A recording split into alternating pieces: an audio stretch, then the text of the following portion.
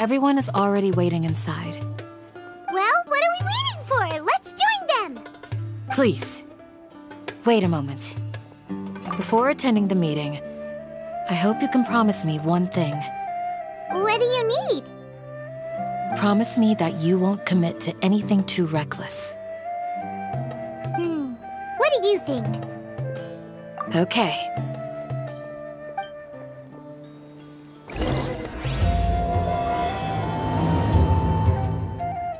Everyone's here so early!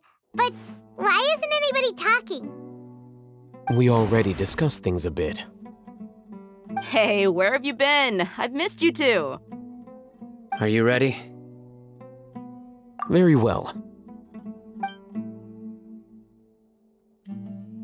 Are you sure this is gonna work? I gotta admit, it's bold. Color me impressed. The point of discussion is to arrive at a solution. Let's cut the small talk and move to the next point. You're making Paimon nervous.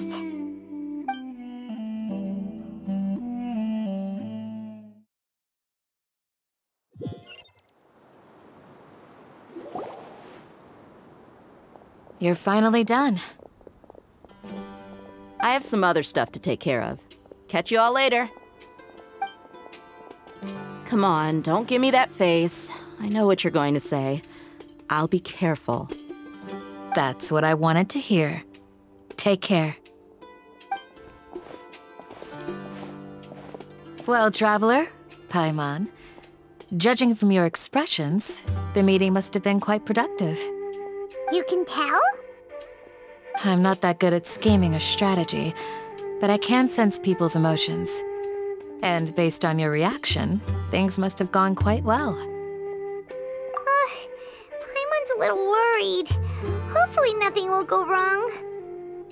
To be honest, I feel the same. But you're already some of the most capable people I know, so you have my trust. Candace gave us a compliment!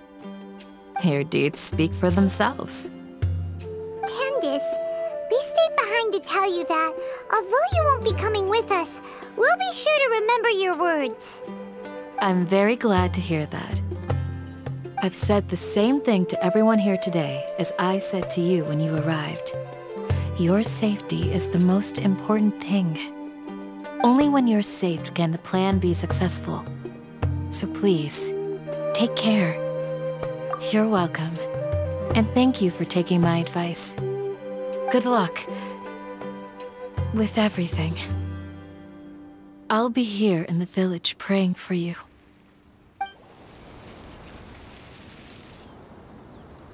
Sounds good. I'll go make some preparations. Okay. I'll hit them! Have you finished saying your goodbyes? Yeah! Also, Candace told everyone to be careful. Yes, she did. But I think my point also bears repeating. Our plan is not child's play. We won't be able to achieve anything if we're simply careful. We must go beyond that and fully commit ourselves to it. I hope this is clear to you. Huh? Shouldn't you be saying something more cheerful to boost our morale right now? Didn't we already do that during the meeting? You can never have enough words of encouragement. In that case, Candace can cuddle you to your heart's content while I continue to remind you of the seriousness of our situation.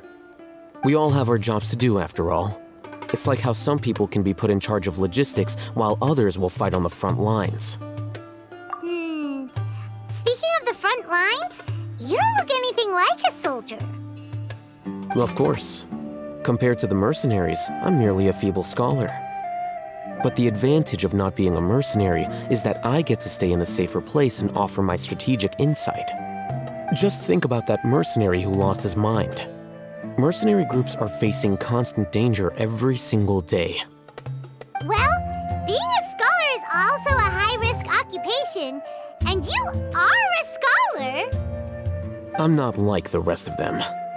Even among members of the same species, some will exhibit far more potential than others.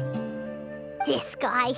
Paimon still remembers when those mercenaries in Port Ormos called you a lunatic. All intellectuals are lunatics in the eyes of fools. I'll take that as a compliment.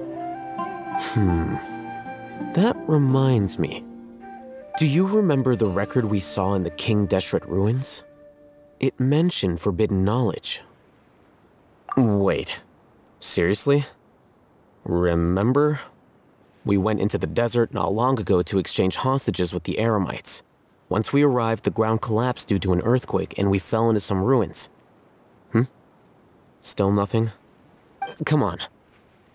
It was a remnant of King Deshret's bygone civilization, and we found some messages left by a priest of the king, and learned about the existence of forbidden knowledge. Oh, it's all coming back now! Thanks for reminding us. Forbidden knowledge has the power to drive people insane, but this fact has never been shared with the public. Even I, who has worked in the academia for some time, was never once informed of this. I think those mad scholars and mercenaries we encountered may have all fallen victim to the corrupting qualities of forbidden knowledge. But the academia has always held a different view. They've always believed that symptoms of madness are a side effect of human contact with divine knowledge as mere mortals. Come to think of it, perhaps the academia has also never understood the true nature of forbidden knowledge, and thus always approached the issue from the wrong direction. The Withering, Elazar, and the sandstorms. Don't you think what is happening right now across Sumeru is rather similar to the forbidden knowledge pollution that occurred in the desert thousands of years ago? But Paimon thought that Irminsul's disease is what caused the withering and the sandstorms. At least, that's what Tighnari told us. Wait a second. Could it be that? Ah, you've connected the dots. The cause of Irminsul's illness may precisely be the pollution from forbidden knowledge. But if that's the case, what should we do? This is huge! Wait. Why do you think Lesser Lord Kusanali would have a solution to this situation? You mean, it's related to the scene you saw when you passed out in the Avidia forest? That whole, the world forget me thing? In that case, it's imperative that we rescue Lesser Lord Kusanali. Only by working with her to save Irminsul can we completely resolve the problems Sumeru currently faces. To make sure we're still on track, I would like to check on the state of some of our preparatory work. Where are we going? To an Eremite base. Oh, you made it. Huh? What are they doing here? I gave them some technical work to do. Ah, it's the scribe. And is that the traveler I see? How's the work going? Ah, yes! We have fixed the devices according to your instructions. One of them is already ready for use, while the others are still under repair. Aren't those devices for can knowledge extraction? What are you doing with those? Look here. Huh? More can knowledge? Are you going to put more weird stuff into her head again? What's that look on your face? Are you scared? Paimon's a little scared, but very, very furious! That's an interesting response. Anyway, we're not going to use this just yet. As I mentioned during the meeting, this knowledge capsule contains a decree I drew up in the past.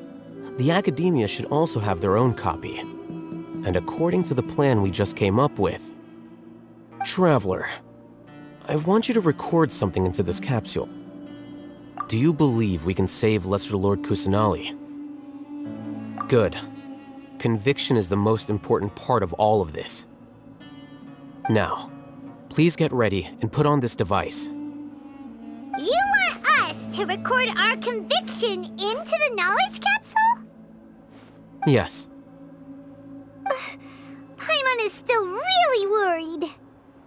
I understand, but trust me, Paimon, this is something we have to do.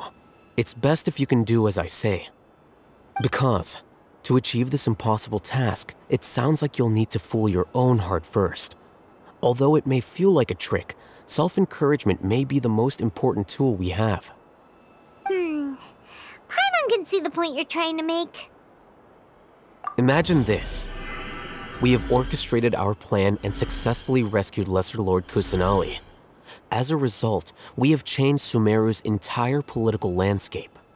Everything went without a hitch, and everyone recognizes and praises our achievements. Now, open your eyes. Here. What's this? Read it out loud.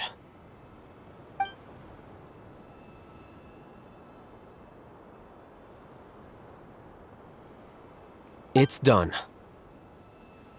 Is your head okay? Does anything hurt? It's just a recording. There should be no negative effects. But what was the point of doing this? Paimon doesn't get it. And that's perfectly fine. In any case, these capsules aren't meant to be used by you. Huh? What do you mean? Have you forgotten? Our plan needs to account for those who have long relied on the Akasha. You may find it hard to believe, but for those people, everything the Akasha transmits to them is nothing short of absolute truth. Imagine if you've been using a device like the Akasha since the day you were born, and this device has always supported you during times of need. After all that time, what do you think you'd become? A fool? A machine? A slave to orders. And that's why rules are so important. In addition, those who understand the rules can delineate boundaries and identify gray areas. But why would you need to identify the gray areas? You could say that those kinds of ambiguous zones can be very interesting. One might even say they're advantageous in the right hands. Things you're interested in are really out there. Are all Sumeru scholars like this? Anyway, that's enough chit-chat. I'm going to take those two to work on some small projects. You can head to Caravan Rebot and start preparing for the next step. Small projects? We're going to tinker with the Akasha terminal and make a few modifications. I thought we agreed on a plan. How can you go back on your word? The plan is too radical and carries a high risk for casualties. I've given it a lot of thought. And in the end, I still can't agree to it. But it's still the best plan we have. As a former Matra, you of all people should be able to see the bigger picture and recognize the innate advantages of our plan. I did. And that's how I saw the danger behind these so-called advantages. Alhaitham's plan is even more radical than I imagined. Huh? Why are you guys arguing? My friend, you're just in time. Why don't you help me persuade Cyno? He's turned against our plan. We agreed to work out a plan at the meeting. As mercenaries, you're familiar with the local environment, so you'll take care of the specifics. But then, you went to Alhaitham for suggestions. Had I known Alhaitham would give you those kinds of suggestions, I would not have agreed to the plan. Look, you already know that we're all on the same side here, don't you? Mercenaries place a lot of importance on their bonds of friendship, but also will not hesitate to make sacrifices if they deem the situation to be sufficiently dire. I'm sorry, but as things stand, I can't accept your principles. Seems you really do understand the ways of the desert. Traveler, Paimon, this is also something you should know. Ramon's plan is to have me work with the Caravan Rebot guards in my capacity as a Matra.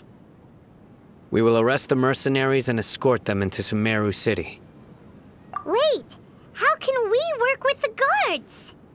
We can't get through that wall easily, remember?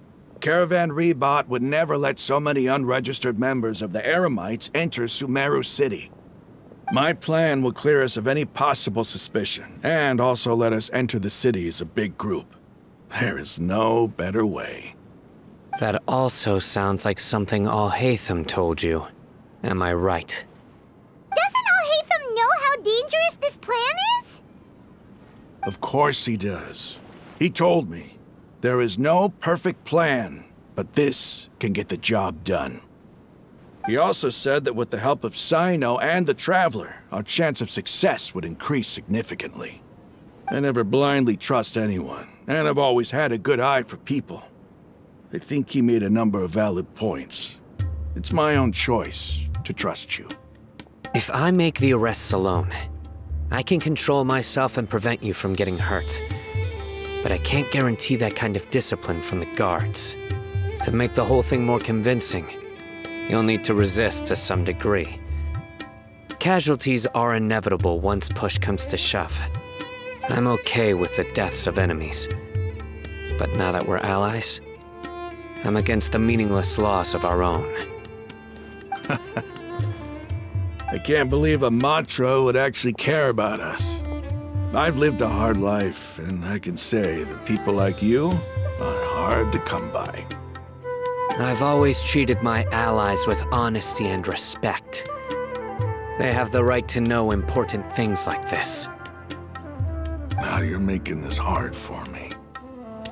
Hey, is there something we can do to help? I knew you would say that.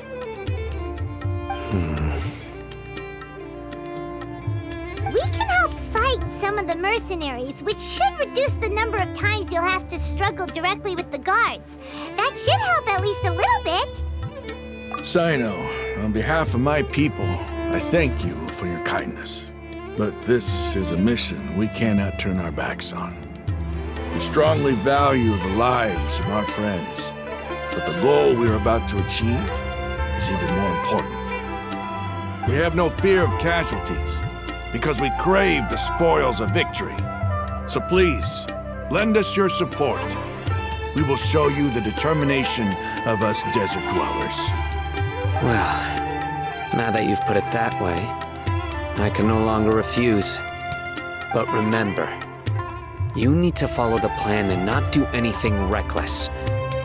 Candace made it very clear that we can only achieve our goals if we can ensure our safety. Since you and I both recognize the significance of this operation, there should be no more animosity between the followers of the Dendro Archon and those of King Deshret. Everyone's life is equally important. Okay, you have a deal. Let's do this for our shared dream.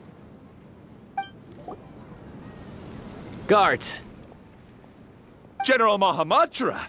To what do we owe the honor? Keep your voice down. This is a secret operation. I'm going to arrest a large criminal gang near this location. According to the Academia's Guide and Regulations on Secret Operations, I have the right to ask for the cooperation of Caravan Ribat. Ah, of course. Mahamatra Cyno's order is the Academia's order. Just let us know what you need. But who exactly are you planning to arrest, and how many people are you expecting? Depending on the scale of this operation, we may need to report it to our superiors. They're a squad of Eremites whose number is comparable to Ain el Ahmar in Port Ormos. They're involved in the theft and resale of supplies from the Academia. As many as Ain el Ahmar? This should definitely be classified as a joint operation. Then I suggest that you report this to your superiors as soon as possible, and treat it as a top priority desert operation. I will need personnel. Got it. Please wait a moment. I'll contact them immediately.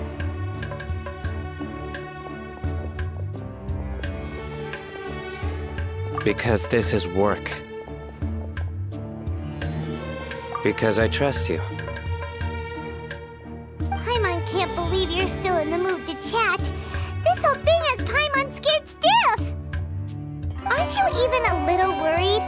What if these guards already know that you have betrayed the Academia and are no longer their General Mahamatra? Even if that guard doesn't know, their superiors might, right? We discussed this, remember? The Caravan Rebot operation is of great importance. But don't worry, the guards there shouldn't know that Cyno has stepped down. How can you be so sure? First, the other Matra still don't know why Cyno has left, which proves that the Academia has been covering up the matter. Second, this is a crucial moment for the Academia's God creation plan. If something were to happen to the General Mahamatra, it's bound to attract a lot of unwanted attention. No matter how you look at it, they don't seem interested in sharing the news of Cyno's departure. A reasonable inference. I agree. Which brings us to our next issue. I'm sure some of you have been wondering if the prediction function of the Akasha will affect our operation. The Akasha is still in operation, so I must remain on high alert. Actually, considering the power of the Akasha, it's quite strange that it hasn't already tried to interfere with my actions. I've given that a lot of thought. For now, I don't think you'll need to worry. If you remember, when you first came to Aru Village, all your actions and routes were predicted by the Akasha. It even gave that information to those who kidnapped the village keepers. But things like that never happened again after we met up with the Traveler. That's true. But why?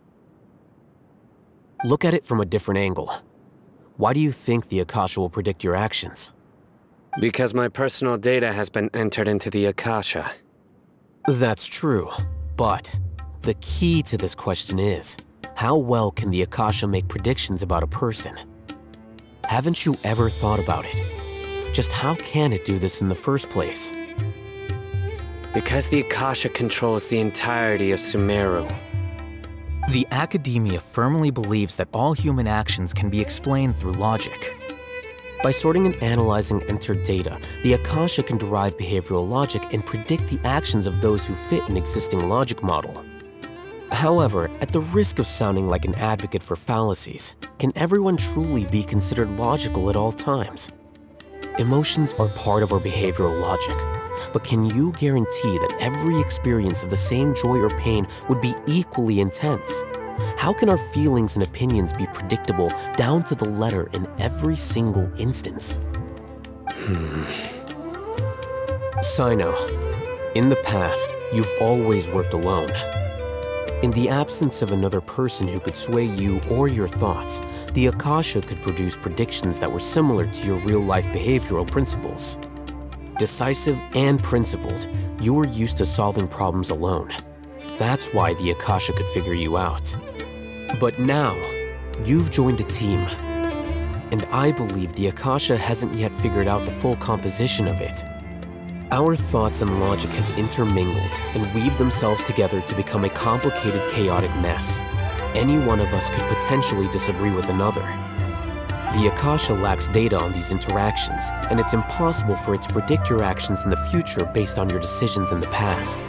After all, there's probably a limit to just how much we can be modeled or controlled by data. So, in my opinion, you're probably safe for now. Makes sense to me. I agree. The Akasha is not alive, and I don't think we can be completely controlled by something without a mind of its own. Is that so? I guess there are things that even the Akasha cannot calculate, and people will not be forever trapped by the past. Paimon's so glad that this is settled. Next time, pay attention during our meetings. Will do. Just remember to stay vigilant. Footsteps! General Mahamatra, we were not expecting your presence here. I'm the security officer of the Grand Deshret Desert District. My name is Luxembarbo. This is my assistant, the Traveler. She will be working with me. The construct next to her is for her work. Beep! Construct, beep! What a great honor to meet you. Your golden hair is as bright as the sun. And, is this the latest technology from the Academia? Have you made a decision regarding the matter I mentioned to your subordinate? It seems to be a dire situation, so of course you will have our full cooperation. To be perfectly honest, I've always longed to go on a mission with someone as well known as yourself. There's no need for flattery. Yes, sir. Take your most elite platoon and follow me to the eastern side of the district. We will carry out the operation there. Understood. Map. Hurry, bring the map!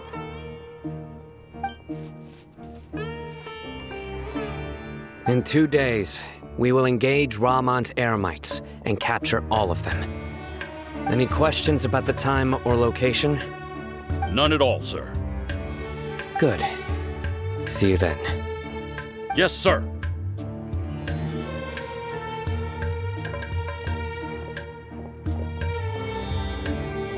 Maybe hanging around the General Mahamatra isn't so bad after all. Everyone's so respectful towards us. This is all due to the absolute authority of the Academia. And now, we're going to strike back against that massive pillar of power. Get ready. We will move out in 2 days. Look! Over there! Our helpers have arrived already! Let's hurry over! Wait a moment. Ah! Oh, it's you! You're my assistant, remember? Being my assistant, you must stay with me. Now let's head over there. It's General Mahamatra and his assistants.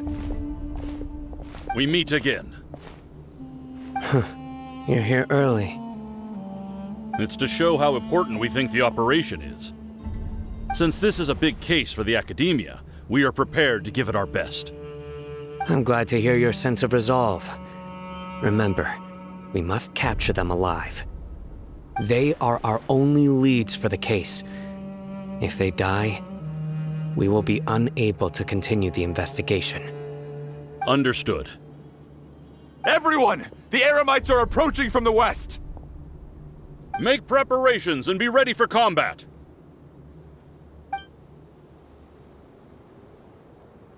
Halt! Oh? What a warm welcome! What do you want? Judging from those shiny weapons in your hands, it seems like you're not interested in a deal. Ramon, the Academia has caught wind of your smuggling and illicit sales. If you value your life, I advise you to surrender. Who are you supposed to be? A Matra from the Academia?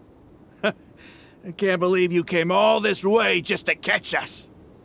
I'm not here to talk. Oh. Nobody's given me this much time of day since I became a mercenary. Brothers! For that slight, let's wash our blades with their blood.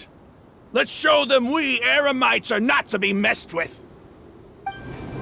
It's over. Ah! We have subdued them. The operation is now over. All Eremite mercenaries and related personnel in the area have been arrested. Ah, you pitiful Dendro Archon dogs! You'll regret this! I'm afraid you'll regret it first. King Deshret will curse you, and you will all! Silence! Oh, Restrain them and take them back to Caravan Ribat. Count their numbers and send them to the Academia as instructed by the General Mahamatra. Yes, sir!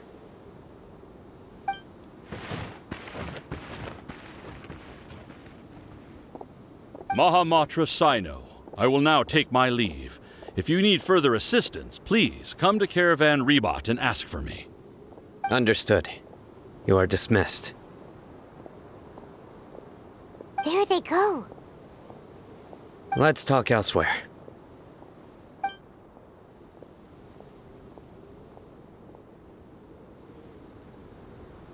This part of the plan went really well.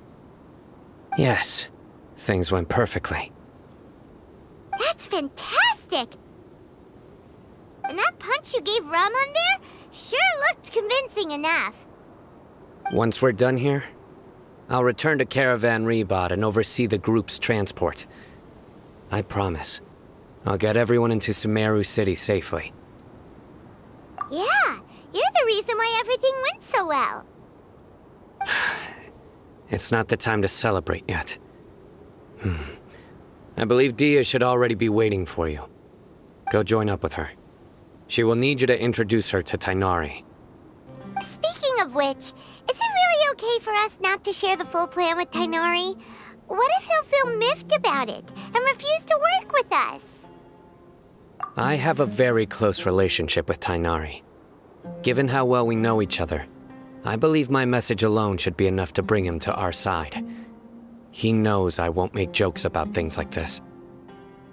If we need help, Tighnari is the best option. Get ready for the next phase of the plan. Don't keep them waiting. Yeah, we're here! It's about time.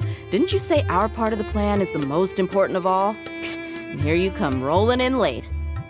In the time it took you to get here, I already did 5 laps around the place, downed 7 drinks, and even did some clothes shopping. Sorry. We didn't mean to keep you waiting. I just wanted to fix your attitude and rub it in a little. After all, you took your sweet time getting here, and we've got important stuff to take care of. I just like seeing that serious look on your face. All right, I'll stop. All joking aside, I'm glad you're here. Let's get moving and take care of this as soon as possible. Well, where should we start? Our responsibility is to get a status update on the Fatui Harbinger known as the Doctor.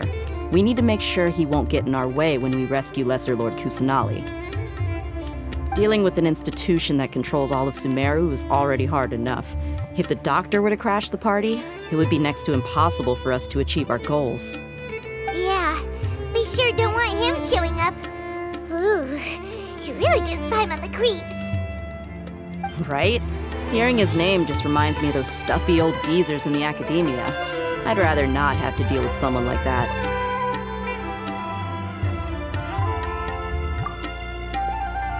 According to the plan, we should first go to Pardis Di and ask for Forest Watcher Tighnari. If all Hatham and Cyno's sources are solid, then we can be sure that Tighnari still has the Academia's trust. So, we'll find Tighnari and convince him to get us the latest intel on the Doctor. Then, depending on what we learn, we'll make any necessary adjustments to our plan. The sages have placed spies everywhere on the other side of the wall. I'll follow you as a bodyguard. You should be honored. I don't offer my services to just anyone you know. But Paimon thought mercenaries would do anything for Mora. That's certainly true. But when multiple employers are vying for your services, you should always go with the best offer. Let's see. If I were to charge you a bill, I guess I can apply a discount. How much more do you want? I was not sure we can afford it. How much do I want? Hey, how about paying me with a smile? What do you say? I haven't seen you smiling much recently. If you ask me, someone like you must look lovely when they smile. Come on, give me a smile so that I can be less worried. Looking good! I hope this pretty smile will become our lucky charm. There are many kinds of smiles, but only a truly joyous one can bring blessings to others. Let's consider this smile a down payment for our future victory. Let's go. It's time to pay a visit to Pardis Di. Tighnari! Ah, Traveler, Paimon. And you are? Hey there. This is our friend Dia. She's an Aramite mercenary. A mercenary? You must have some big news for me. It's something really important. Please help us out. All right, then follow me.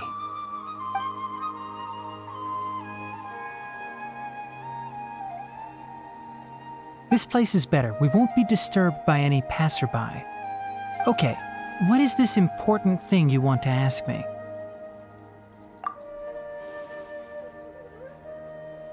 The doctor, huh?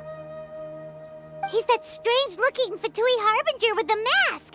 Paimon thinks he has blue hair. Yes, I know him. Actually, he left Party's DI just a little while ago. He left already?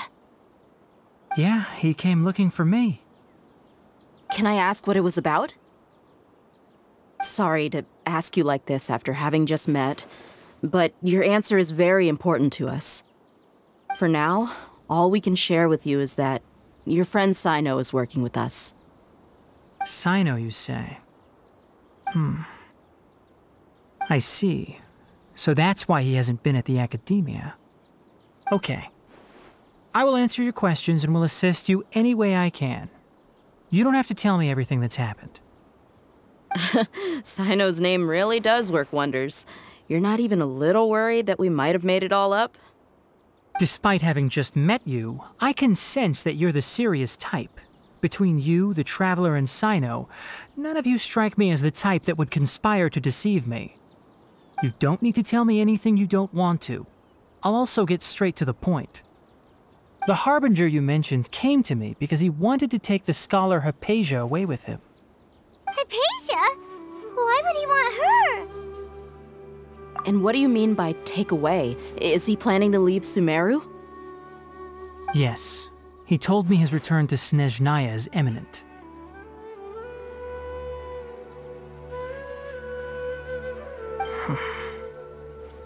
So you mean... you're leaving this place soon? Indeed. Otherwise, we could have perhaps talked a little more. I was just about to set out when I remembered something important. To that end, I made a final trip to Pardis DI. Let me ask, have you been taking care of a scholar by the name of Hypatia? Your sources are accurate. No doubt because you recruited many informants. But you're right. Hypatia has indeed been receiving treatment from me. Forgive me for asking, but how's the treatment coming along? Given the way you're asking, I assume you have something to say. Since you asked, I'll be frank. I would like to take Hypatia to Snezhnaya. It's incredibly difficult to transfer a patient.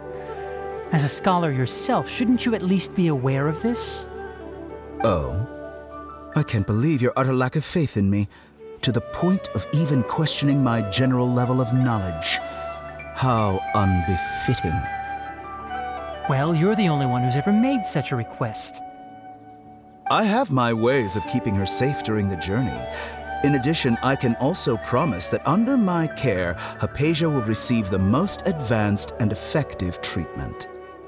I will personally supervise her treatment and see to her recovery. Would that be agreeable to you?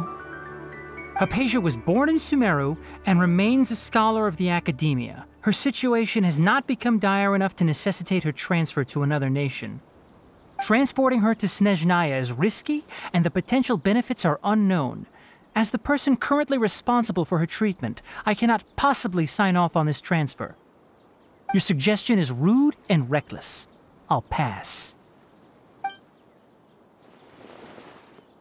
I don't know much about the doctor, but after talking with him, I realized that, just like many other scholars, he possesses an aura of arrogance that I've come to detest. It's not so much that he's looking down on others, but more that he's so confident in himself and his abilities, to a point of near insanity. I would never refer a patient to someone like him. I prepared myself for a protracted battle of wits, and was really surprised to see him just give up on the topic. Still, his reaction really concerned me.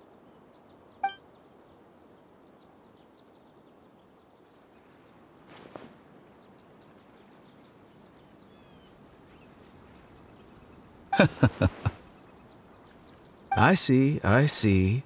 Of course, your opinion makes perfect sense. You're still young, but already quite stubborn. I must say, you are not like what I had expected. Under normal circumstances, I wouldn't just let you off the hook like this. But unfortunately, I'm in a hurry today, what with Her Most Noble Majesty the Tsaritsa calling for our return. Luckily, there is still some time left for me to take care of everything before I leave. It's just as the Academia said, you're a responsible and gifted scholar. Sadly, even with all of that, you're still lacking a bit of shrewdness. And that's also why people like you can never realize that sooner or later, everyone must pay the price for what they've learned.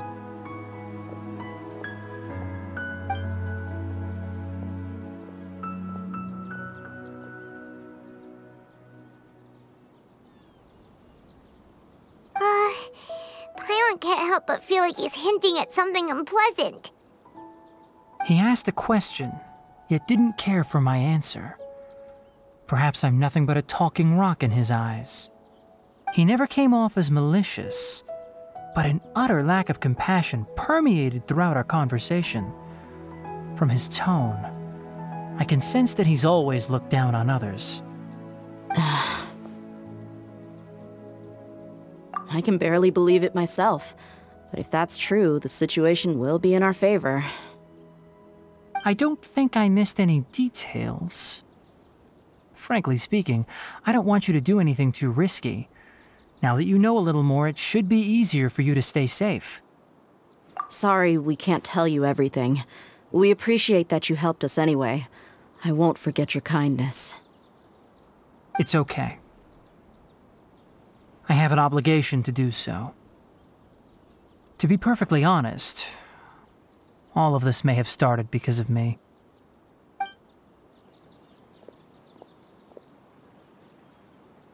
Recently, my master wrote several letters to me, asking me to return to the Academia and assist him with his research.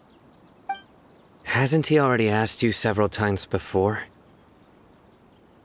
Yes, but there's something off about this most recent batch of letters.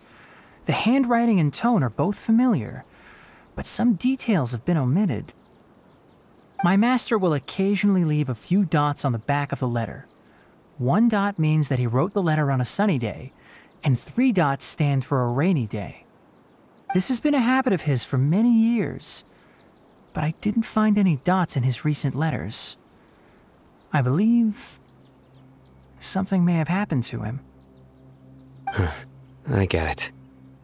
Since you are always at Gandharvaville, you would like me, someone already working at the Academia, to investigate this matter, right? I'd like to ask you to do that for me.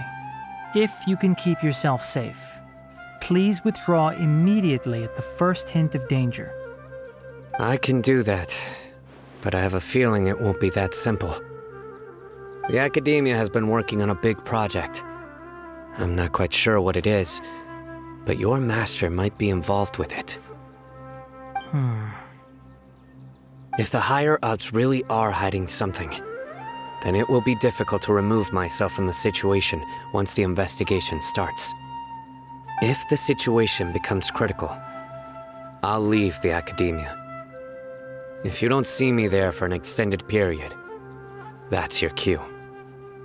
All right, we've got a plan. I'll stay at Gandharvaville to support you. If that scenario comes to pass, you must be extra vigilant. And be wary of any messages or direct requests from the Academia. I must say, I didn't expect a warning like this from the General Mahamatra. Being loyal to the Academia doesn't mean blindly doing whatever the sages say. I know what I'm doing. On that note, aren't you also being quite distrustful of your alma mater? The Academia, yes, but my master is a man of integrity. Even when I was a student, I was worried he'd get in trouble for sticking to his beliefs. I suppose he's lucky to have lasted so long. But in the end, it still caught up to him.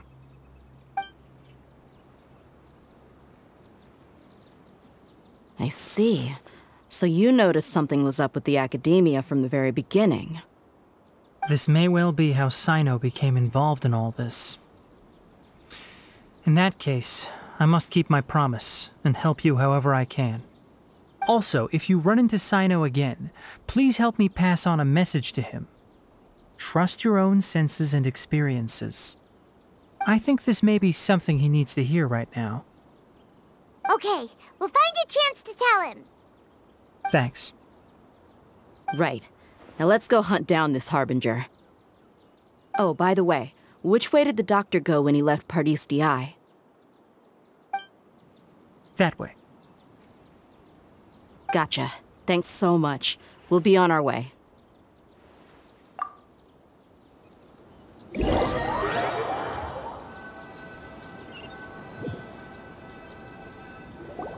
According to Tighnari, the doctor is leaving Sumeru soon.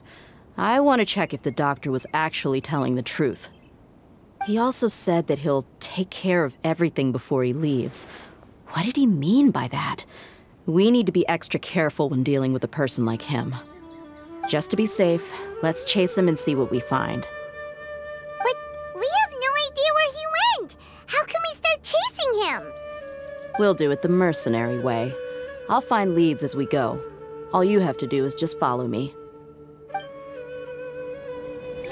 That Harbinger may have tried to cover his trail, but he still left some traces.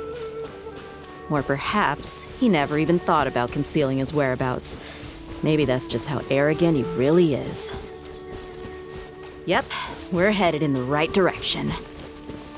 The traces are still fresh, but there's no sign of his entourage. Clearly they're in a hurry. It's just as I thought.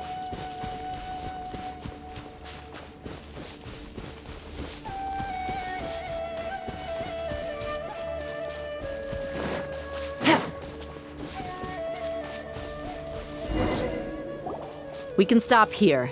I think I know where the doctor went. To the south of here is Port Ormos, which seems to be where they're headed. Port Ormos? They're going to leave by boat? That's right.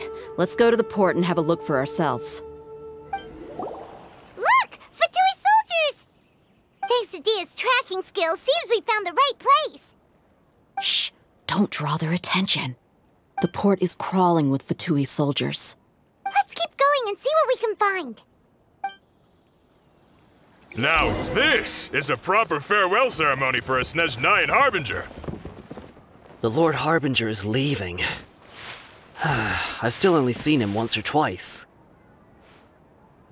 I used to hold a position in our homeland, and back then, the doctor spoke in a very different way from the way he speaks now. Maybe the way people talk in Sumeru has rubbed off on him? It's always like that when you spend too long away from home. When he gets back to Snezhnaya, perhaps it will also take him some time to get used to the life there again. Huh? But, sir, that can't be right. No, I remember it like it was yesterday. Both his expressions and tones are now very different. Also, for some reason, he seems like he's all smiles now. You must be mistaken. Nobody's supposed to look happy when they're on a business trip.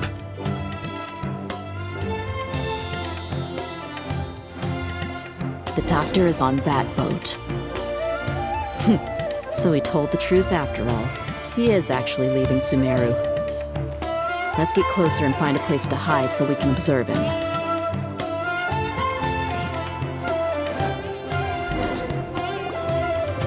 This place will do. We can hide here while we keep an eye on the boat.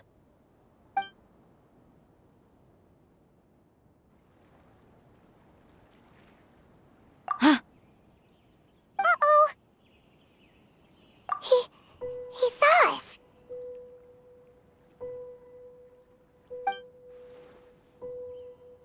Huh? Is he waving at us?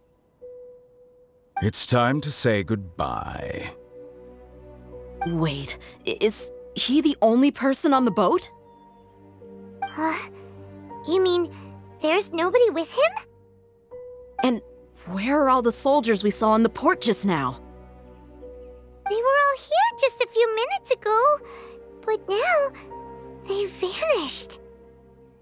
So this was a trap. Wait, don't tell me that.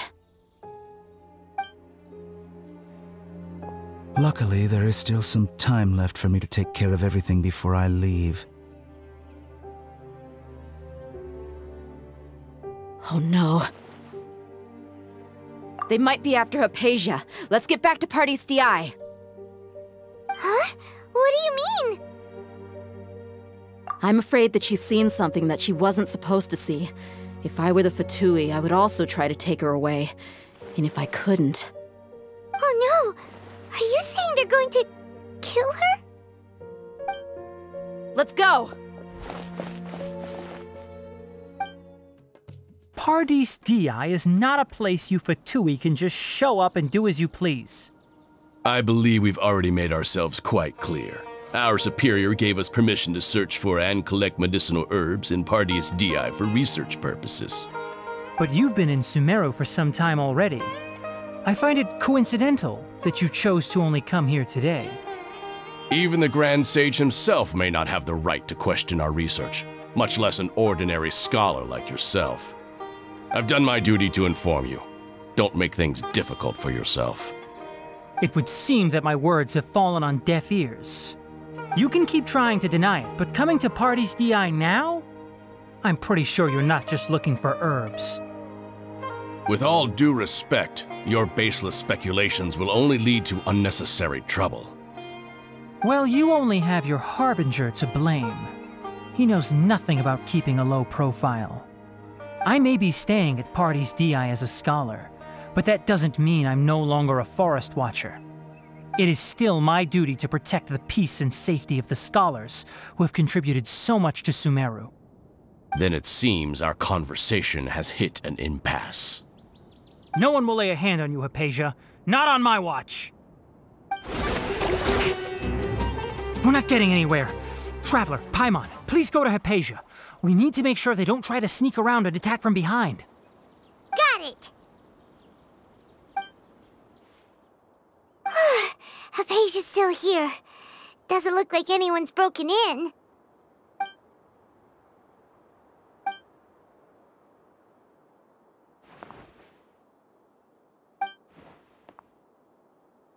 Well, how is she?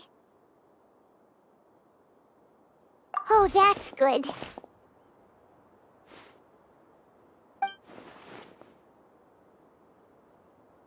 So, you think this is over?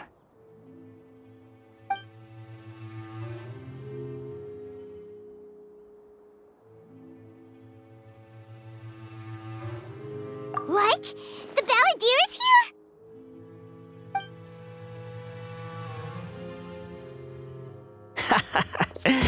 I've missed that look of abject horror. You've given me that look every time we meet. But, where is he?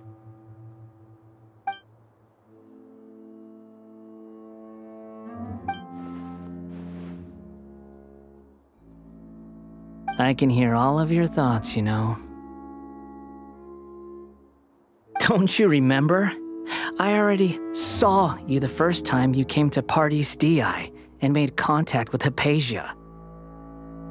I didn't need to do anything. It is her honor to be able to connect her consciousness with me.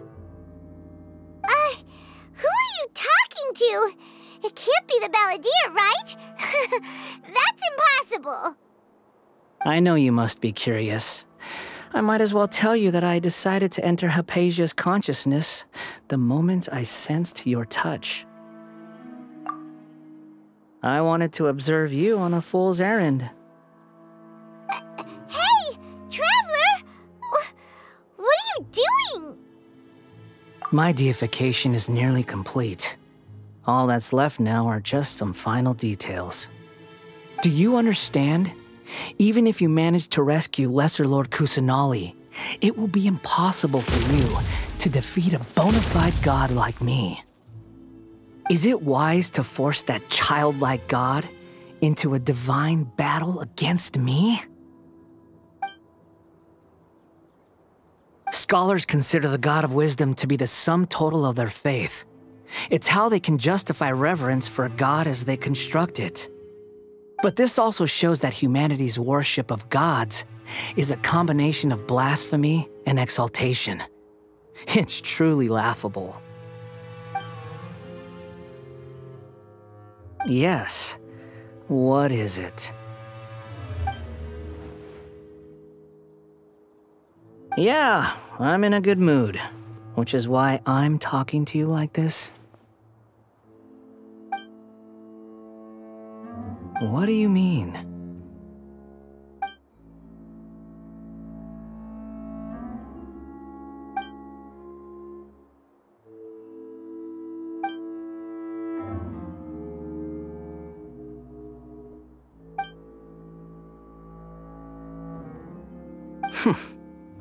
Those words almost make you sound like a friend who actually cares. But you're wrong. I'm different from all of you. I was born to become a god. My entire life up until this point has just been a meaningless routine. Just think about a sheet of paper. By itself, it holds no meaning. The content recorded on it is what gives it value.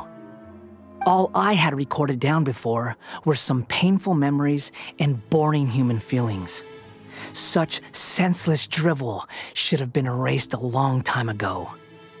Indeed, to me, the sight of you fools in your futile struggles is far more amusing. Tell me, just what has this world done for you to protect it with such zest and conviction? I'm connected to your consciousness, so I can hear what you're thinking and sense the depth of your determination. This is a good conversation we're having. So here's a word of advice. Let go of your misguided guardian complex. You know nothing about the truth. It'll be for your own good, as well as everyone else's. Humans are a species that can only find bliss in ignorance.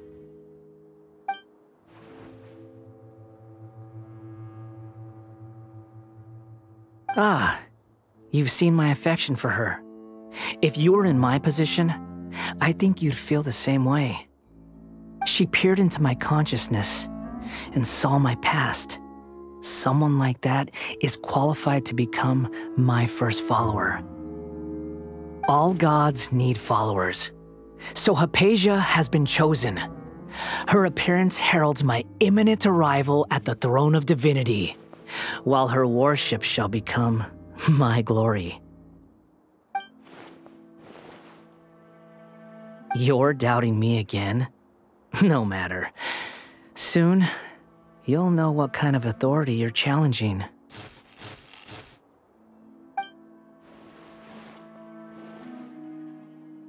Who wants to hurt my devout follower?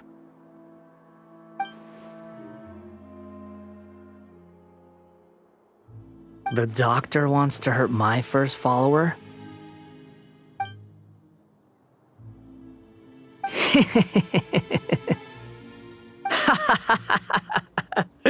How very amusing. Has anyone ever told you that you're not good at sowing discord?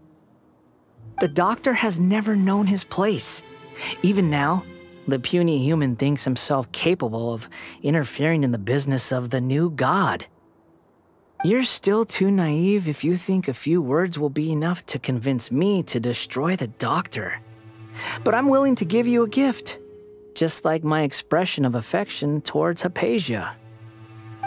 It is an honor for you to be able to stand here and speak with me. As my listener, you will be rewarded.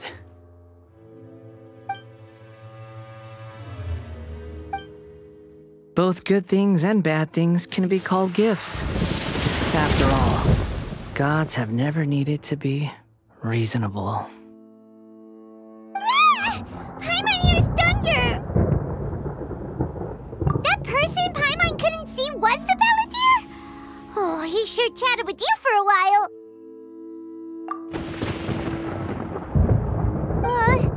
Where is the storm headed?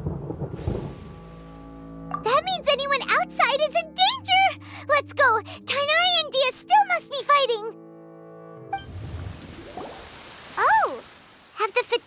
retreated? Hey, what happened to you? He's hurt. I'm fine. Don't move. I've seen eremites get struck by lightning before. You need to rest. Struck by lightning? We were fighting, and just as things started looking grim, the weather suddenly became extremely strange. Lightning started attacking everyone, almost as if it were alive. Luckily, there were only 2 of us, and both of us were nimble enough to dodge most of the strikes. There were a lot of Fatui, though, and they were being torn to shreds by the bolts of lightning. With that, all the Fatui soldiers were forced to retreat. Why are you sorry? It's all right. I'm sure you also never expected this to happen. Don't blame yourself. My wound aside, you look like you've seen something unpleasant. Is Hypatia all right? Hey, didn't I tell you not to move?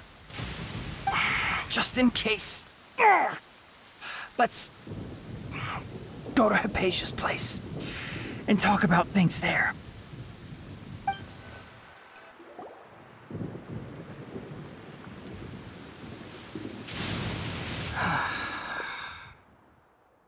Thank goodness she's fine. Hey, how about taking care of yourself first? I understand my condition. The wound is not fatal. I'll be all right. Ugh. The more you understand medicine, the worse of a patient you become. I know. They always think they can push through the pain. Oh, he sat down. Let me rest for a bit. Sorry, Traveler. Now you may start.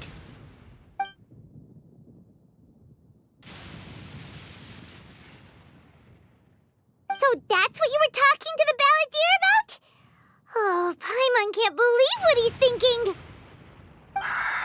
The Academia's God creation plan. How ridiculous. That sounds, ambitious, I guess? Anyway, this is all way beyond me. As long as I can enjoy every day with a drink in my hand, tasty food in my stomach, and a good night's rest, that's enough. I'll only work when I have to. I must be the least ambitious person who's ever set foot in Pardis DI. Don't say that. I haven't even thanked you for your help back there. Don't mention it.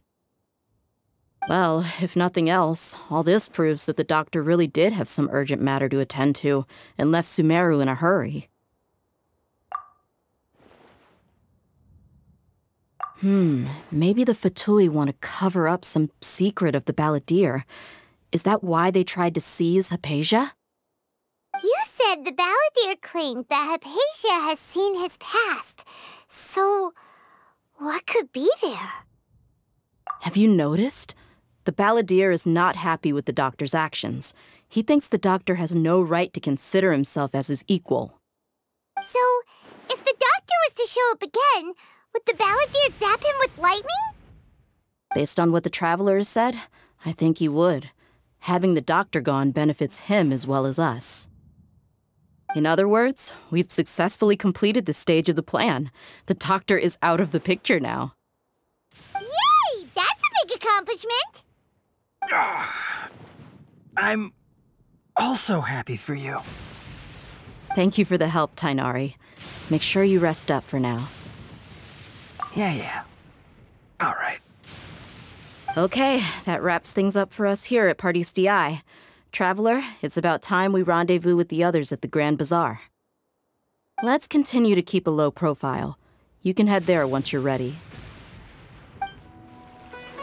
All right, everyone is here. How did everything go? Any luck with your missions? Let's report back one by one. I'll start first. We've made the necessary modifications to the Akasha terminal. In addition, the props required are also ready. I'll go next. The Traveler and I went to Party's DI. The situation was a bit complicated, but we found Tighnari. Unfortunately, he was wounded during a fight. Who was behind it? Well, that's the tough part.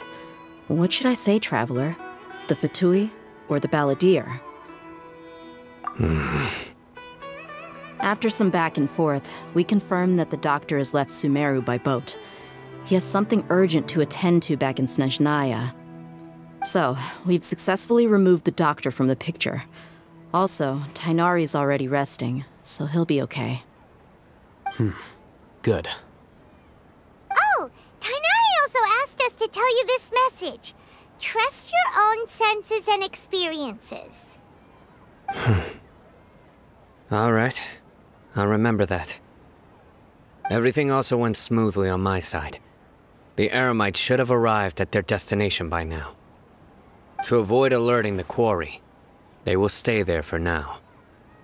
I can't believe you actually got so many Eremites into Sumeru City. It's all thanks to Ramon and his brave team, as well as their bold strategy. It appears to have been very effective. I'm glad to hear it. Well, is that everything? Okay, this meeting is adjourned. Huh? Wait, you mean that's it? Well, what else is there to discuss? Shouldn't you end with some words of encouragement?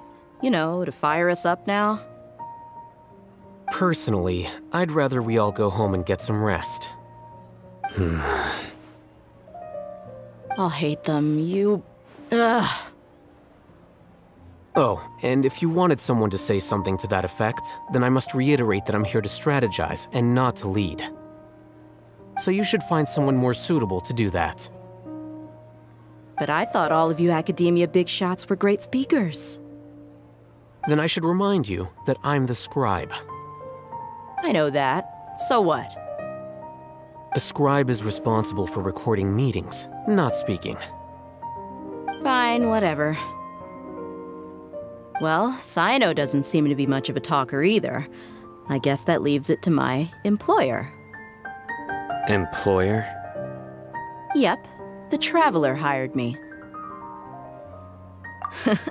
That's right. So come on, boss. What do you have to say for the team? Yeah, say something to boost morale. Huh? What are you all doing here?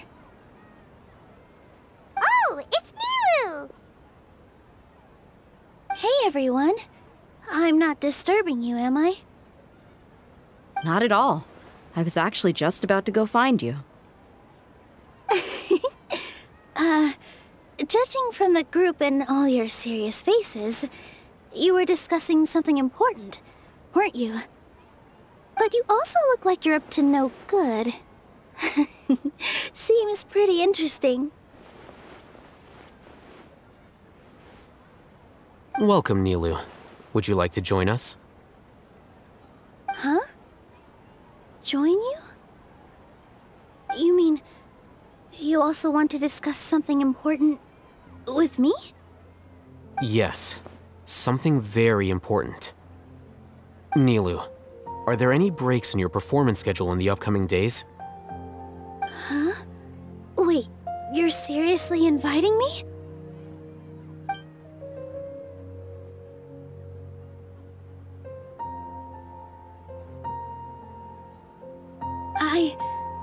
I can't believe my ears. You are truly the bravest and most passionate people of Sumeru, well, that I've ever met. Ahem. Oh, right. The Traveler and Paimon are not from Sumeru, but you are awesome as well. That's right! I must admit that I'm a little scared. But I'll try my best for Lesser Lord Kusanali. If I can somehow use my abilities to help you, then count me in. Remember, believe in yourself. Okay, I'll get my friends at the Grand Bazaar to help us tomorrow. Just remember not to say too much. Be discreet. Yep, you got it. All the preparations are done. Now, can we finally conclude this meeting? So, have you thought up what you'd like to say, boss? Yep. It's a grand plan and we're all super awesome!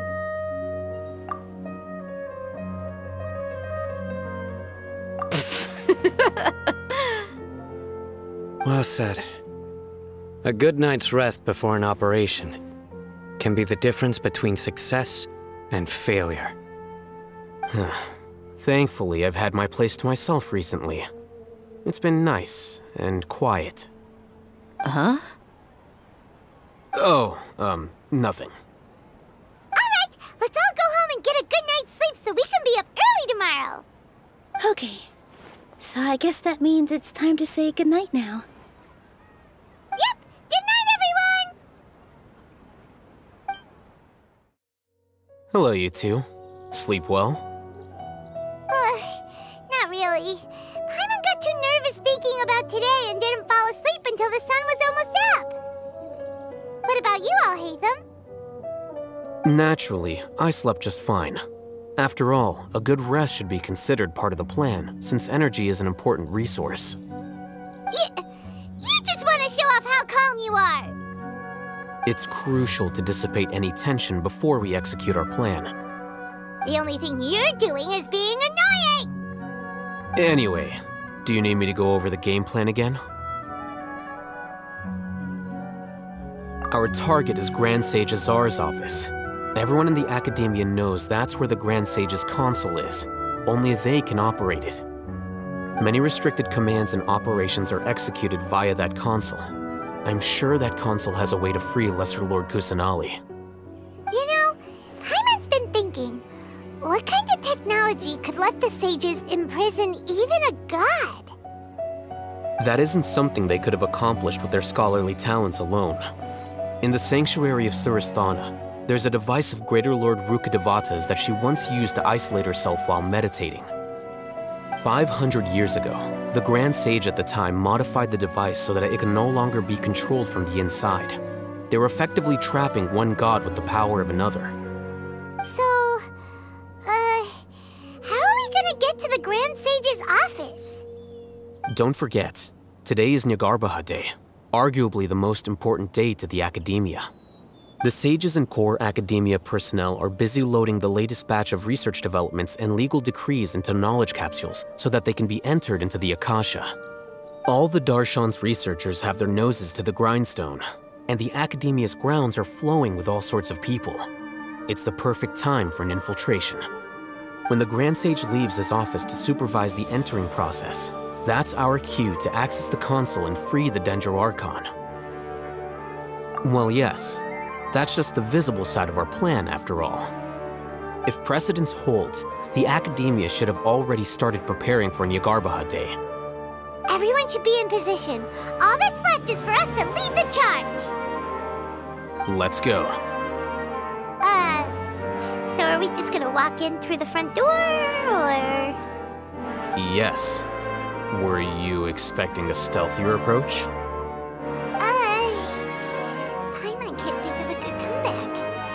Alright, it's all on Haytham if things go south.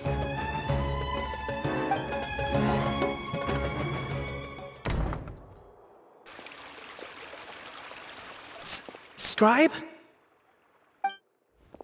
Please, wait. Are you Scribe Alhaitham? That's me. Is something the matter? I'm in a hurry. No. I was just surprised to see you here. I had heard that the sages were looking for you not long ago, but I didn't know what for. And, also, please don't bring outside guests into the Academia. Outside guests? How did you arrive at such a conclusion? Your groundless inference shames the Haravatat Darshan.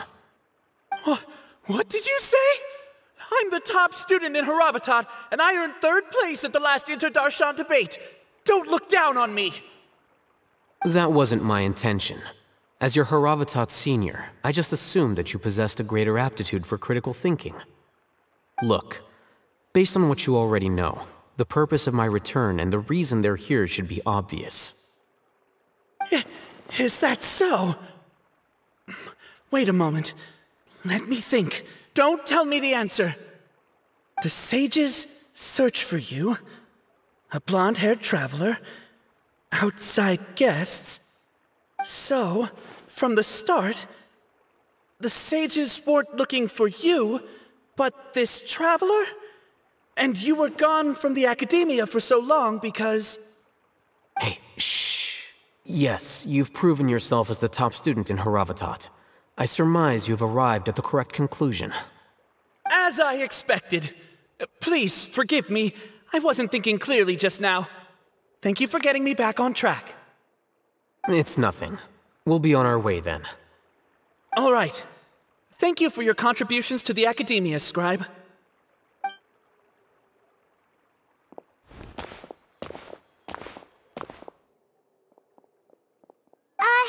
What the heck just happened now? What did he just guess? I'm afraid I don't know either. You have no idea? Mm-hmm. He convinced himself of whatever truth he came up with. That is the so-called pride of a scholar. If someone questions their academic facility, they will instantly feign understanding to keep up appearances. Nowadays, the academia is rampant with this type of scholar. Their obvious farces of intellect only serve to highlight themselves as fools. Wow, so there are special ways to deal with smart people. We don't even need to make up our own excuses. We shouldn't waste any more time. It would be problematic if we missed our window of opportunity. Let's go. Is this the Academia's library? Indeed. Known as the House of Dana, it is quite possibly the most extensive special collections library in Teyvat. There are a lot of students going through here. Is it really okay just to waltz right in? The Academia marches to a fast beat, especially since it's Nagarbaha Day. They're all occupied with their own matters. Just act natural. Now, hurry along.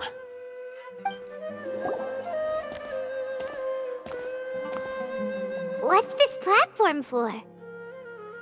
It's a lift that Academia personnel use to access higher floors. Are we gonna take it then? The Grand Sage's office is up there somewhere. No, not right now. We can't guarantee that we won't run into the Great Sage.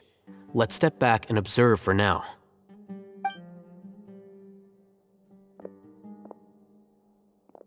You think the Grand Sage will exit from there? And after he does, we'd sneak past him? Oh, Paimon thinks that's really dangerous. Who knows?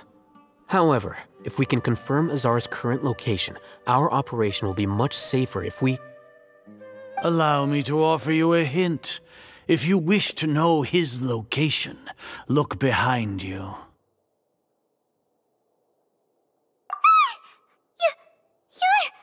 What's Grand Sage Azar doing here?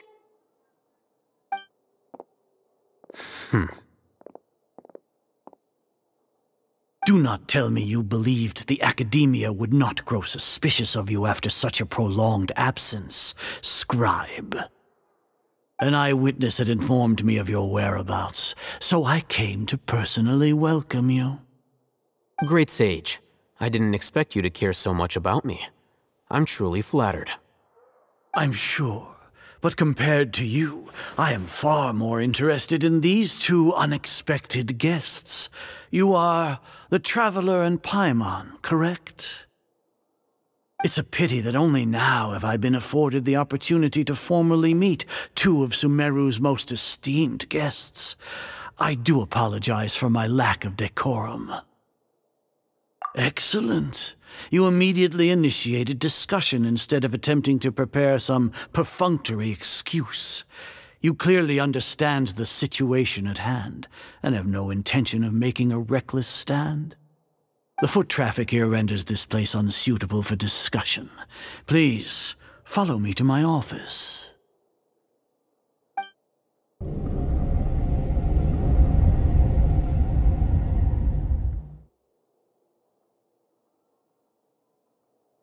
This place is crawling with guards. There's no way out for us. All right then, Traveler. What did you wish to discuss with me? Today is Neagarbaha Day, so I still have many responsibilities to attend to. There is little time for idle chit-chat before I detain you all. You seem to know quite a bit about our endeavors. If that is so, then you should be praising our great work, rather than using your trivial misgivings in a futile attempt to sway me. Trivial? Then tell me, what do the Fatui want from me? Worthless. Those are all completely worthless. Benefits, divine power. These materialistic words do nothing but debase our great work. Creating a god. Yes, we are using human wisdom to create a god. If humanity cannot attain omniscience and omnipotence, then we shall create a god to reveal them. This is the pinnacle of human wisdom. We shall regain a god's guidance at long last.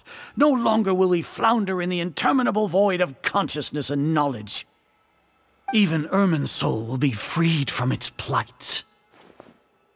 For our nation of scholars, this is the ultimate aspiration. No cost is too great to realize it. You will never understand the rapture of having a god be born within your very hands. With your degree of knowledge, you cannot even comprehend such an emotion. Gods exist on a plane that far eclipses humanity's. Lesser Lord Kusanali, what can she even do? Care for the people? Fend off sandstorms? Fabricate silly fairy tales? These are but child's play for the academia. Does that make us equal to the gods? We are a people favored by Greater Lord Rukkhadevata. Though I may have personally not seen it, our forefathers bore witness to true wisdom. The ascension of the Lesser Lord has brought nothing but bewilderment to the scholars. They all ask, is that truly what true wisdom is supposed to look like? With that in mind, it is better to keep her isolated in the sanctuary of Suristhana, so our academy will not become embroiled in turmoil. What a pathetic justification! Do you really think that only the super smart or powerful should be able to call themselves gods? As per your judgment, Grand Sage, they are indeed dangerous individuals. Not only are they acting against the academia, but their ideologies have the potential to lead scholars astray. Looks like there really was merit in my assignment. Alhaitham? Are you talking about us? Anyway, I've brought them to the academia as ordered, but it took some time and trouble. Oh, that reminds me. Here's the investigation report you had requested. It's a summary of my time spent with the Traveler, an array of information about her ready for your perusal. Alhaitham? So you're still on the academia side! We finally started to trust you!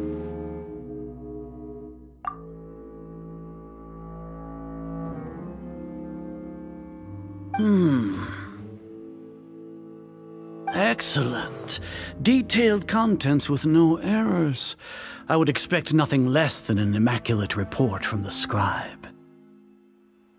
As it is Neagarbaha Day, I'll enter the information on you into the Akasha.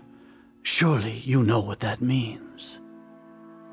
We'll be monitored, just like Cyno. With the Akasha's calculation prowess, all of your actions will be predicted with an accuracy of at least 98%. Furthermore, your data will be updated in real time whenever new information presents itself. To put it into words you can understand, wherever you go, you will be walking under an invisible leash. This is Sumeru's greatest penalty for dishonest persons. Are you not familiar with the concept that great responsibility begets an equally great suspicion? In any case, you are Sumeru's most concerning external variable. Locking you down will greatly decrease the chance of any undesirable outcomes coming to pass. You're despicable! Despicable? Perhaps from your perspective, but I suppose you had mentally prepared yourselves for this, no? Your ploy was to sacrifice the Traveler here, was it not? Lord Azar, I know what you're trying to say, but I've been following your plan this entire time. Why are you doubting me at this juncture? Must I delineate your entire plan? Very well, I will spell things out. First off, I received an eyewitness report that you were spotted with the Traveler at Caravan Ribat. However, you immediately departed for the desert and escaped surveillance range. Judging by the time, you all likely encountered the truant General Mahamatra in the desert. Am I correct? Maybe Paimon shouldn't have mentioned Cyno just now. The Academia had not received correspondence from its scribe for a prolonged time. You were also in the company of the Traveler, a close associate of Lesser Lord Kusanali and General Mahamatra Cyno, who had defected from the Academia. With their instigation, what was the probability that you would betray the Academia? Rationally speaking, 50%? 70%? What do you think? Regardless, that's only a guess. The facts are that I've brought the Traveler right before you, and I gave you my report. Indeed, your boldness deserves praise. To think that despite status as an outlander, the Traveler is still willing to sacrifice for the sake of your plan. If I'm correct, you have a contingency plan to save Lesser Lord Kusanali and ruin our great work. Sneak into the Academia on Nia Garbaha Day, using Alhaitham's status as the scribe, for there is a good chance that an opportunity to save the Lesser Lord will arise. Should your intentions be discovered, Alhaitham will turn traitor and sacrifice the Traveler, thus proving his innocence. He can then stay inside the Academia and continue searching for a way to proceed forward.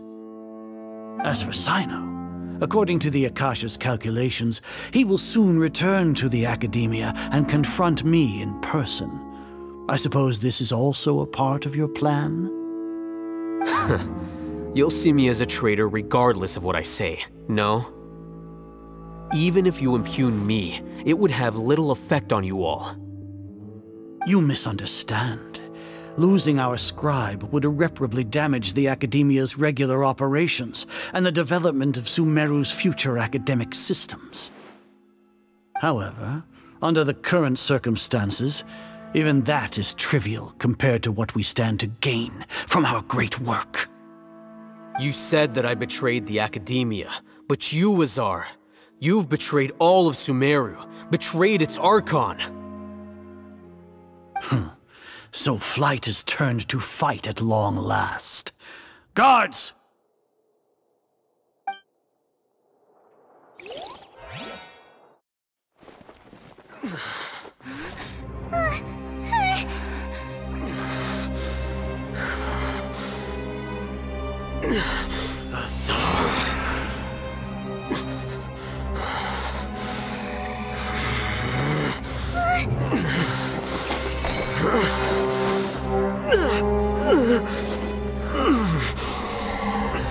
Well, what do we have here?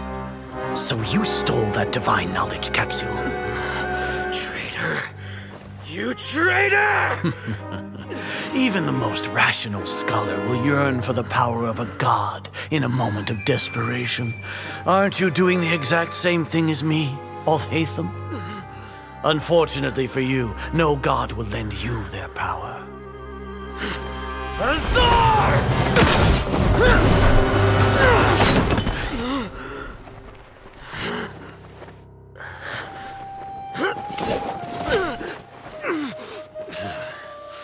He has gone completely insane.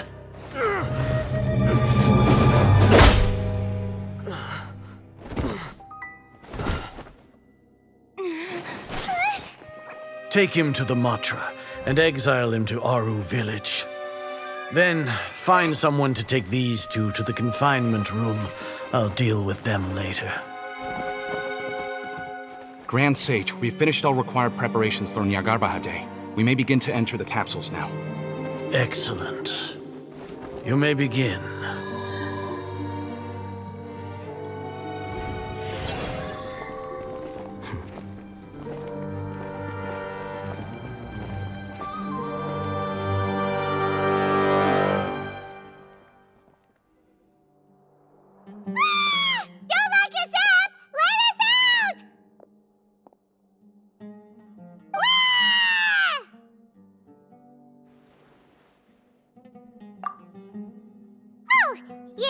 Paimon got a bit carried away there. How was Paimon acting just now? Great, huh? Everything's going according to plan so far. We made it into confinement, and Alhaitham's probably done with his part too. We even managed to trick Grand Sage Azar. Alhaitham sure knows how to cook up a plan. What are we doing next? Paimon has trouble remembering things when she's worked up. Right.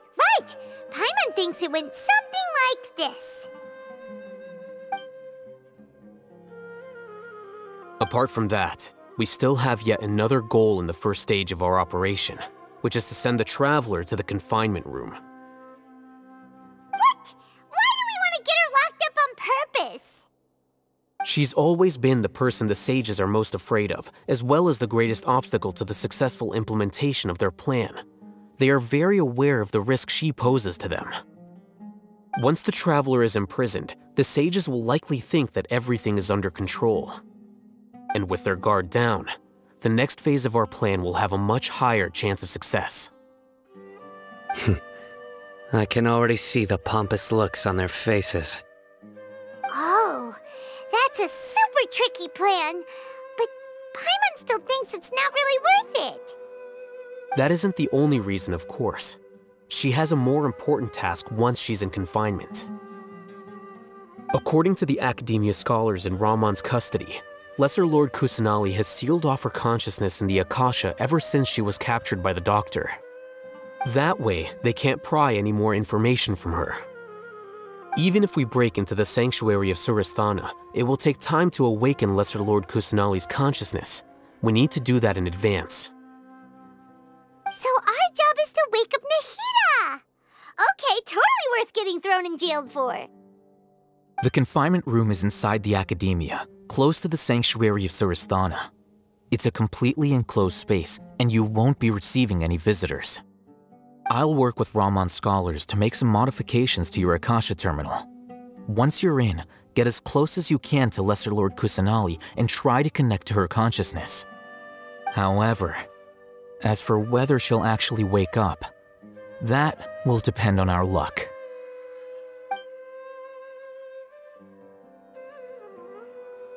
Oh, no wonder you've been wearing your Akasha terminal today. It's the one that Alhaitham modified. Paimon thought they'd take our Akasha terminals when they locked us up in here. Were they being careless? Alright, so what now? Sounds easy enough. We can finally talk with Nahida after all this time. Let's do it. There's a light flashing on your Akasha terminal. It's almost like... the faster it blinks, the better the signal.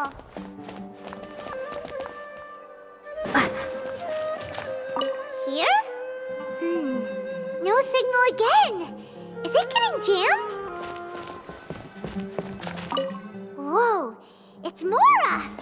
Ooh, Mora. No, Paimon, we're not here to hunt for treasure.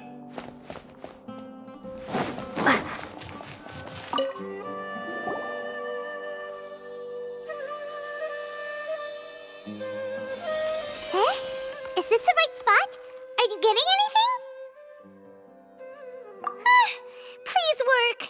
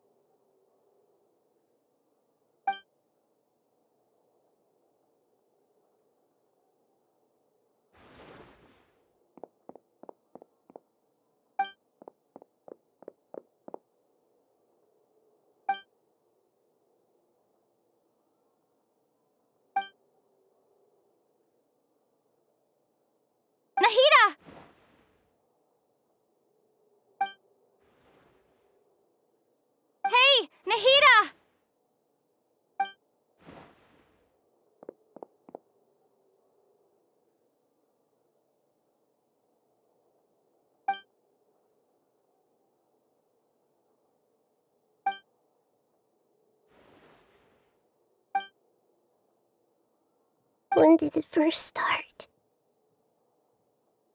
Oh, right. It started from the moment I was born. I want to become a worthy Archon. So I've kept studying. Kept listening to my people and their hearts. Kept looking for a way to save Irminsul. So I can catch up. Catch up to Greater Lord Rukkhadevata. But I'm stuck in the sanctuary of Surasthana. The sages are creating a god to replace me. And I'm forced to lock my consciousness in this boundless darkness. Nahida!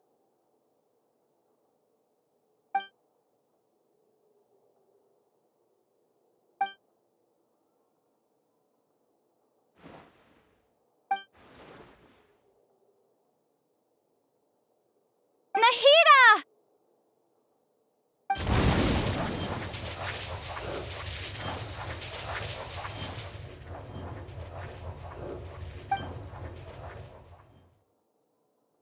It's so quiet here. Now that I think of it, I don't think I've ever actually listened to my own inner voice. Do Archons have them? Should Archons have them? Have I been doing the right thing? Am I really not needed? How do I really feel about all of this?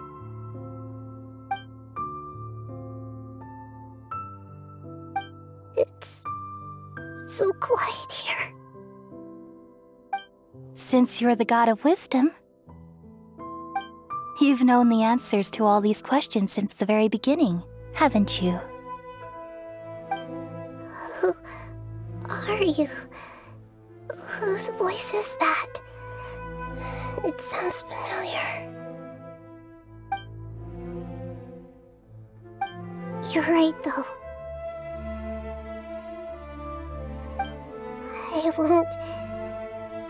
I won't ignore my own voice anymore.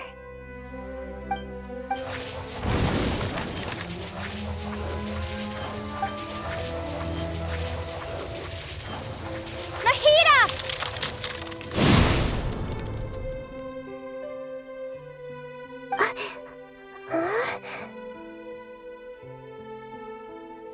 Nahida? Did you wake me up? Thank you. Why are you here? We're here to rescue you. Are you alright? I'm fine. It's just... when I think of everything that's happened to me, I feel really angry now.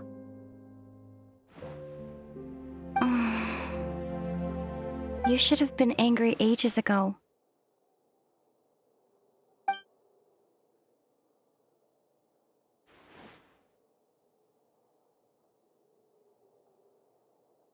Huh? Oh, you're back! How's everything? That's wonderful news! Great! We weren't locked up for nothing! When you went to wake up Nahida, Paimon was listening for any sounds outside. You were out for a long time. There are fewer and fewer scholars going about now. You think everyone's done with their Nyargarba Day stuff? Yep, so that means our next act is Nilou's performance! Nilou, are you sure about this? You're taking such a great risk for them. I'm sure, and I'm going. You know that I don't like to pass up any opportunity to dance, and this one is especially important. All right. You seem to have a lot of trust in them, so I won't say more on the subject.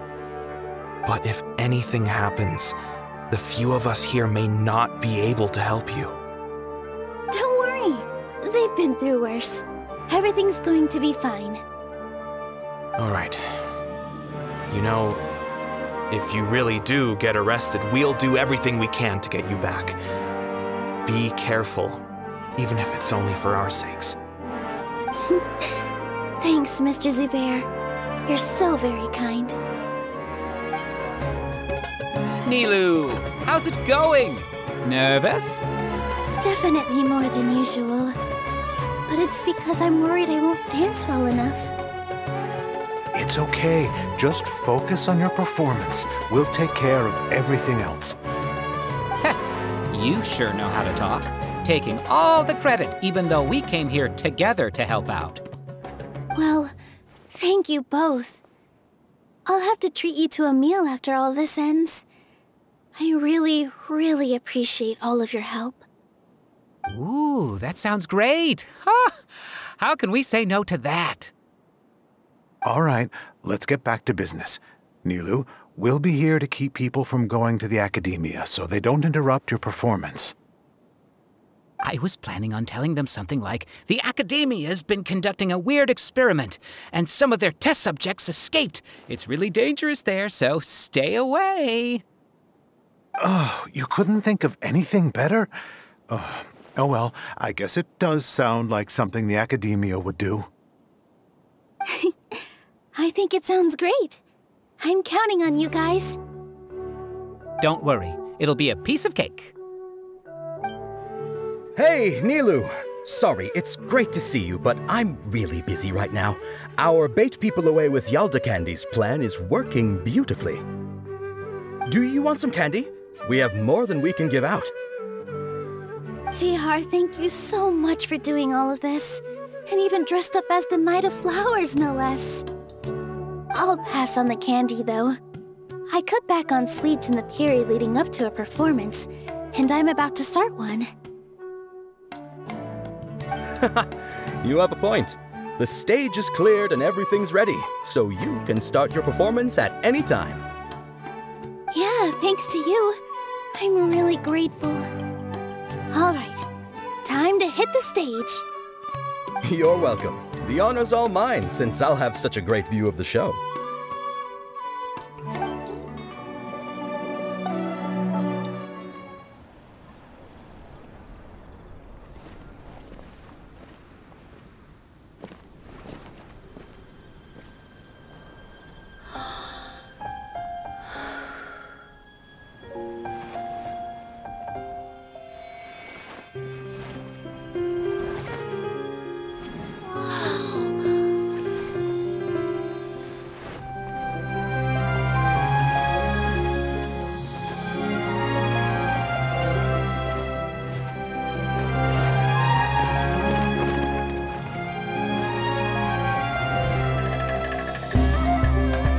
I've never seen a performance like this.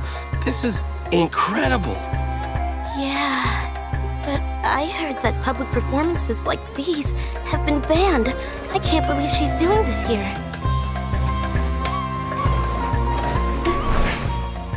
Grand Sage, there's some commotion outside. Huh. How uninteresting. Issue the new Prohibition Act from the Akasha to the guards. They'll know what to do. Do you think we should, stop her? Let's just watch for a little bit longer.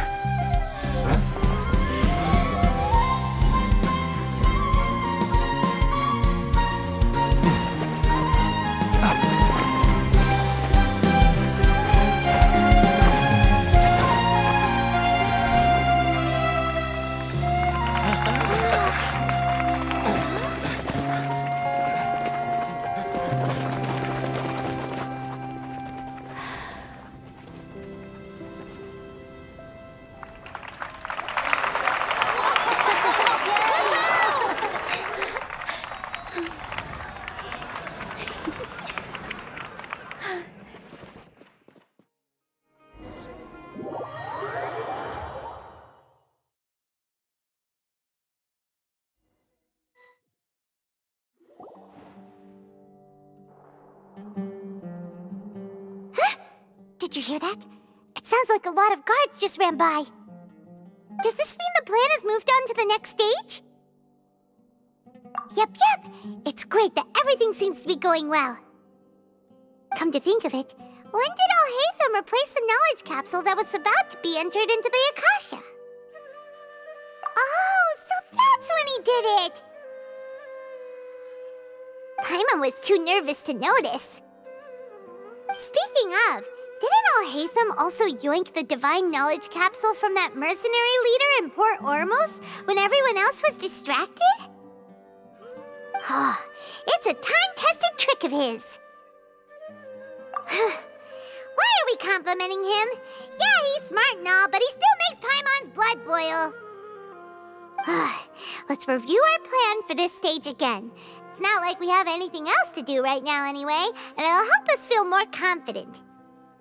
Paimon remembers that Nilou's task was supposed to go a bit like this. Now that Lesser Lord Kusanali's consciousness has been forcefully sealed, the core figures of the Academia and their guards have started to wear their Akasha terminals again. With the Doctor's technological support, they think they have nothing to fear. How despicable of them to rely on such a person. But this is also our chance. I was originally asked to draft the knowledge capsule for the Artistic Performances Prohibition Act when I was still at the Academia. It should be on the Grand Sage's desk right now, and will be entered into the Akasha during the next Nyargarbaha Day. Are they really going to stop all artistic performances? That's horrible! I'll make an identical knowledge capsule, but this time, I'll smuggle some misleading information into it. We only need to find an opportunity to switch the capsules.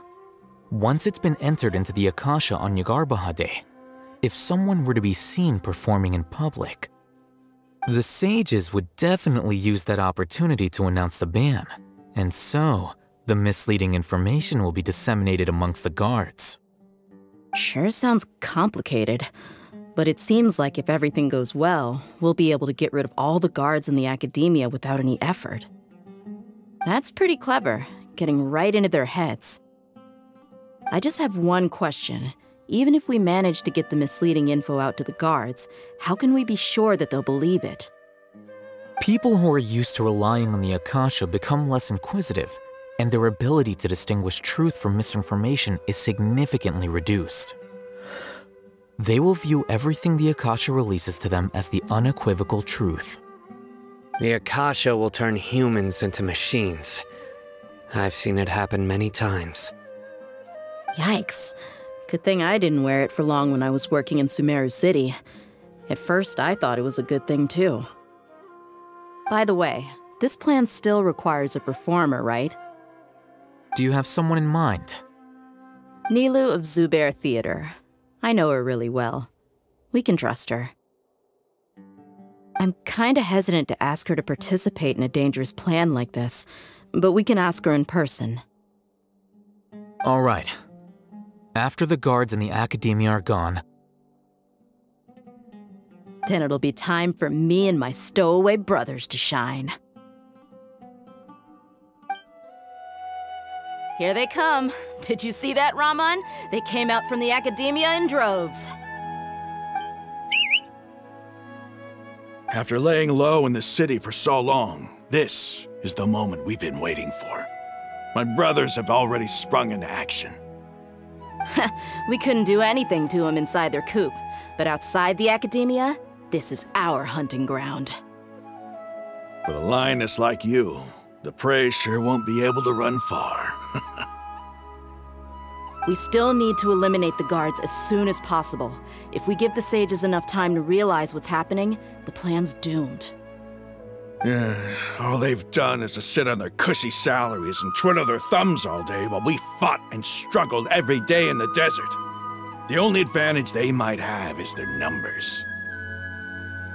Speaking of which, most of the guards who report directly to the 6 sages belong to the Corps of 30, but they have a completely different reputation. Following those blasted sages every whim, throwing away all the principles of being a mercenary. As someone in the same profession, I'm obligated to teach him a good lesson today. Indeed, the trap has been set. All we need to do is lead them there. All right, let's each take a road and herd those scattered guards back into one place. Make sure to attract their attention. Isak will be the key. You gave such an important task to that child. Will he be okay? It'll be fine.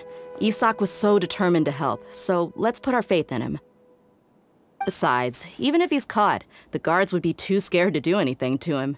They've never seen Lesser Lord Kusanali in person, after all. You've got a point. Anyway, I think I see them coming. Let's head out. Good luck.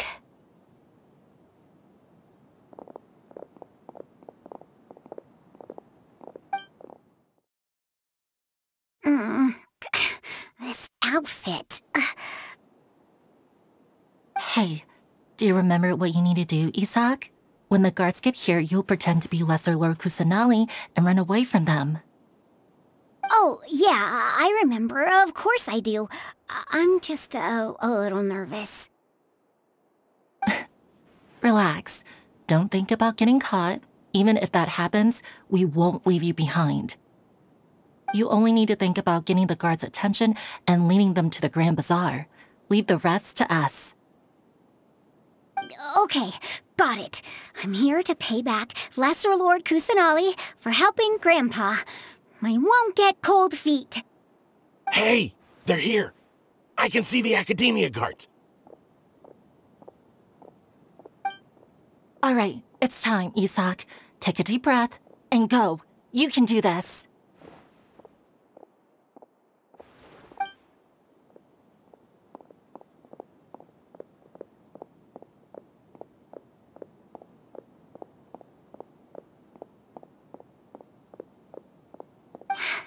Why is there a guard over there?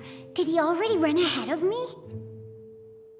This is different from our plan. But there's no time. I need to make a choice.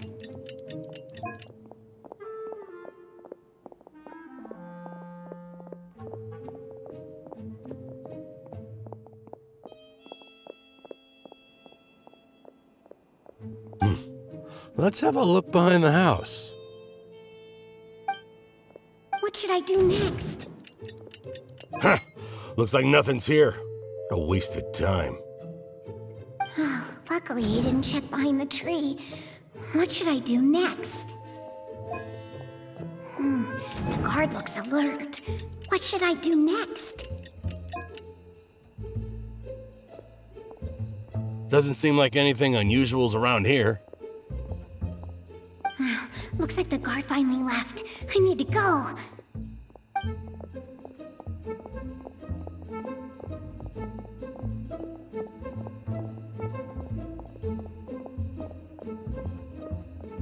Hey! Lesser Lord Kusanali is over there! Stop! What? Lesser Lord Kusanali? How did I not notice that? They found me. This is bad. Where should I go? The target suspected to be Lesser Lord Kusanali has escaped into the Grand Bazaar. Assemble and arrest her! Where did she go? How did she disappear? Did we lose her? Hurry up and find her! Hey, why is your team here? Didn't we say to split up our search? Hurry! Hurry! This place is... Why are you all here? Yeah, isn't it one heck of a coincidence? Everybody's here. What on earth is going on? I suppose that's all of you? Who are you? Did you set us up? What are you planning? Phew, that was rough. I almost got caught. Little brat! So you're not actually Lesser Lord Kusanali. Who exactly are you all? Eremites from the desert? Just some colleagues. Think of this as a business competition, or a personal grudge. After stepping into our traps, stop thinking of yourselves as hunters. Behave like the prey you are.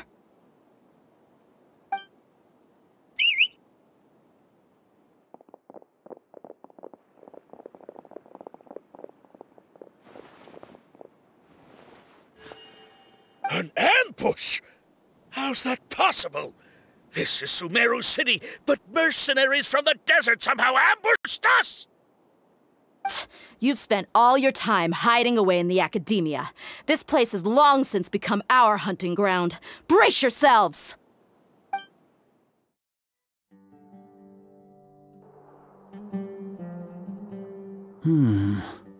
This is odd.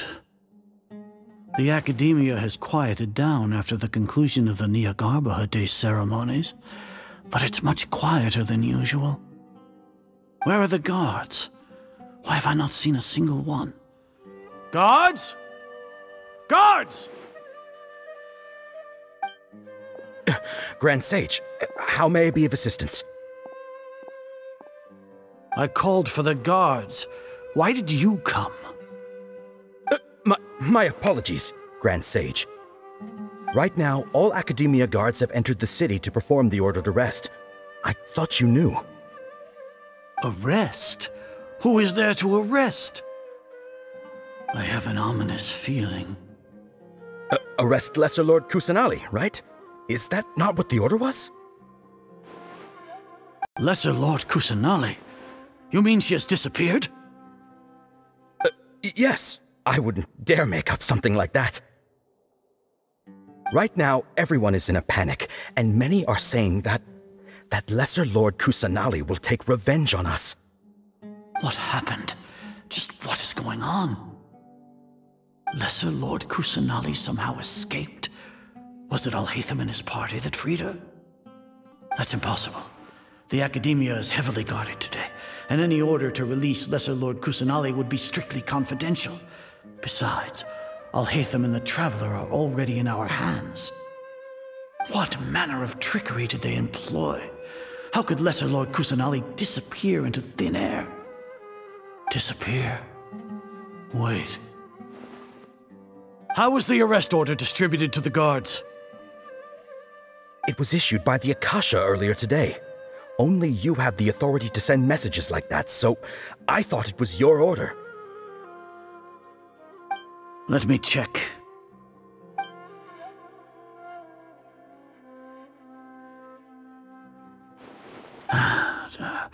Here.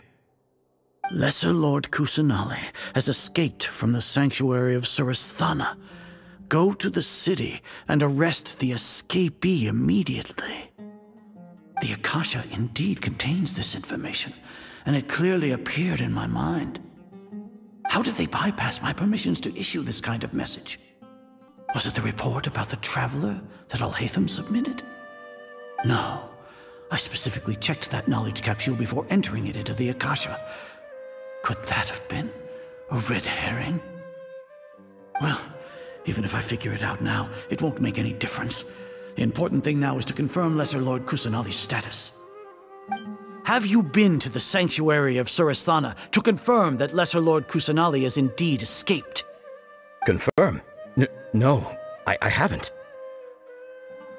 It may be a bit offensive to say this, but Grand Sage, what you're saying doesn't make any sense. How can the information in the Akasha be inaccurate? What the Akasha decrees is fact. That is common knowledge to all of us. If we have to confirm the information and knowledge from the Akasha ourselves, then how is that any different from us learning that information ourselves? Wouldn't Greater Lord Rukkhadevata's legacy lose its meaning that way?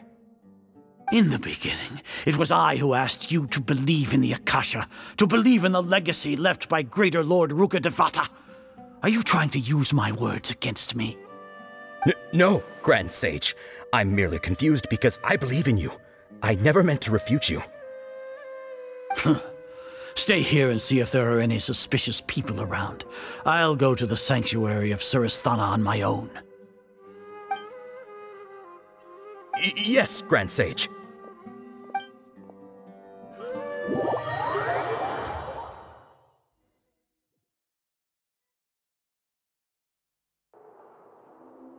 Lesser Lord Kusanali has escaped from the sanctuary of Surasthana. Go to the city and arrest the escapee immediately. How can that be? Stop thinking about it. Stop.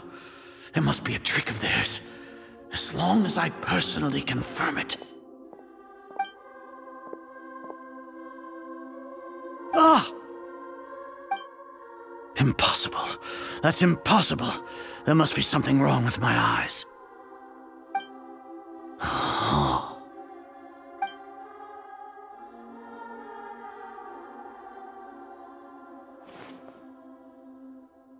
What a comical sight, Azar.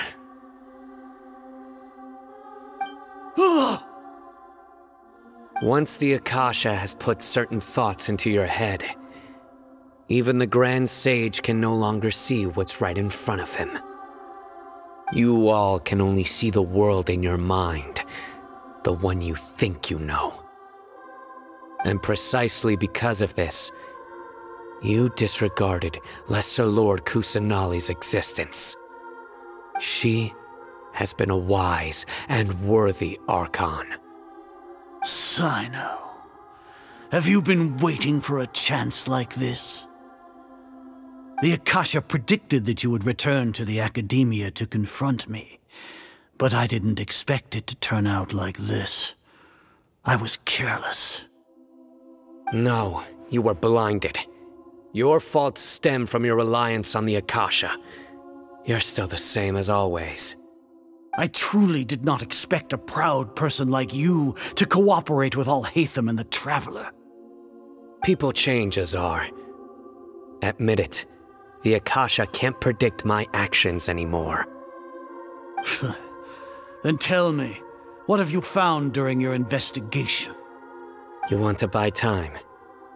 This is the sanctuary of Surasthana. Under your own regulations, even Academia staff are forbidden to come here. No one will come to save you. As for the investigation, I've at least confirmed that you are guilty of insurgency against the Archon. A serious crime. So what? Did you do all of this so I would plead guilty in front of you, General Mahamatra? No. I want you to plead guilty in front of the Archon herself. You once said that I had no standing to judge you. So now, how about judgment in the name of a god?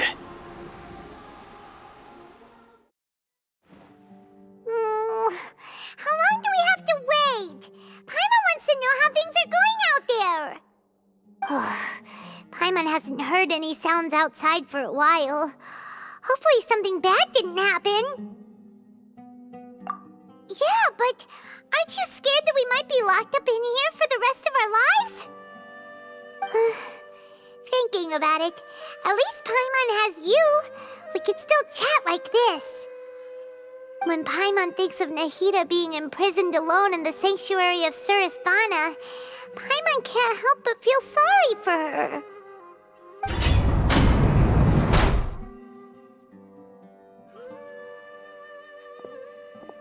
Here comes your savior. Dia! Paimon just knew you would come to rescue us! You two really owe me some big thanks. I had to search through who knows how many guards to find the key here. It felt even more tiring than whacking them. I'm exhausted. Thanks a lot. Need Paimon to rub your shoulders? No, that's, I'll pass. What are you afraid of? Oh, are you ticklish? Now isn't the time to talk about being ticklish. Things in the city and on Cyno's side are both going well. The guards that stormed out of the Academia are all taken care of. The Corps of 30 is in charge of the city's defenses, but we already talked to Asfand. They've been fed up with the sages bossing them around. As long as it doesn't break their employment contracts, they'll turn a blind eye. That's probably because you've been super great friends with them for a long time. So, how's Cyno doing? The Grand Sage is in his custody. Even I know how terrible it is to fall into Cyno's hands, so he probably does too. Cyno forced him to release Lesser Lord Kusanali. He has no choice but to obey. So, hurry to the sanctuary of Surasthana.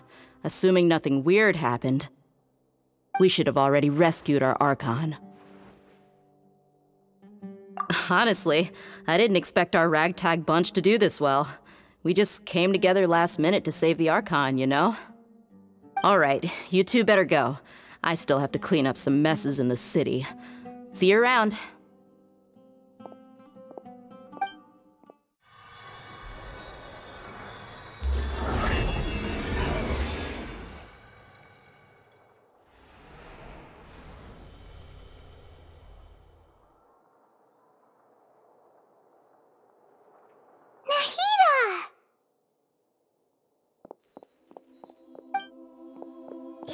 Should I say it's nice to meet you?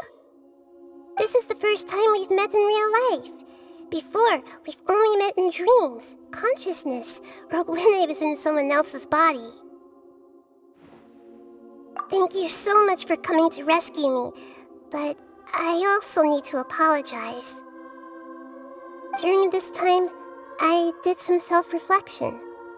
My sense of inferiority and yielding to the academia led to all of this, and created so much trouble for you all.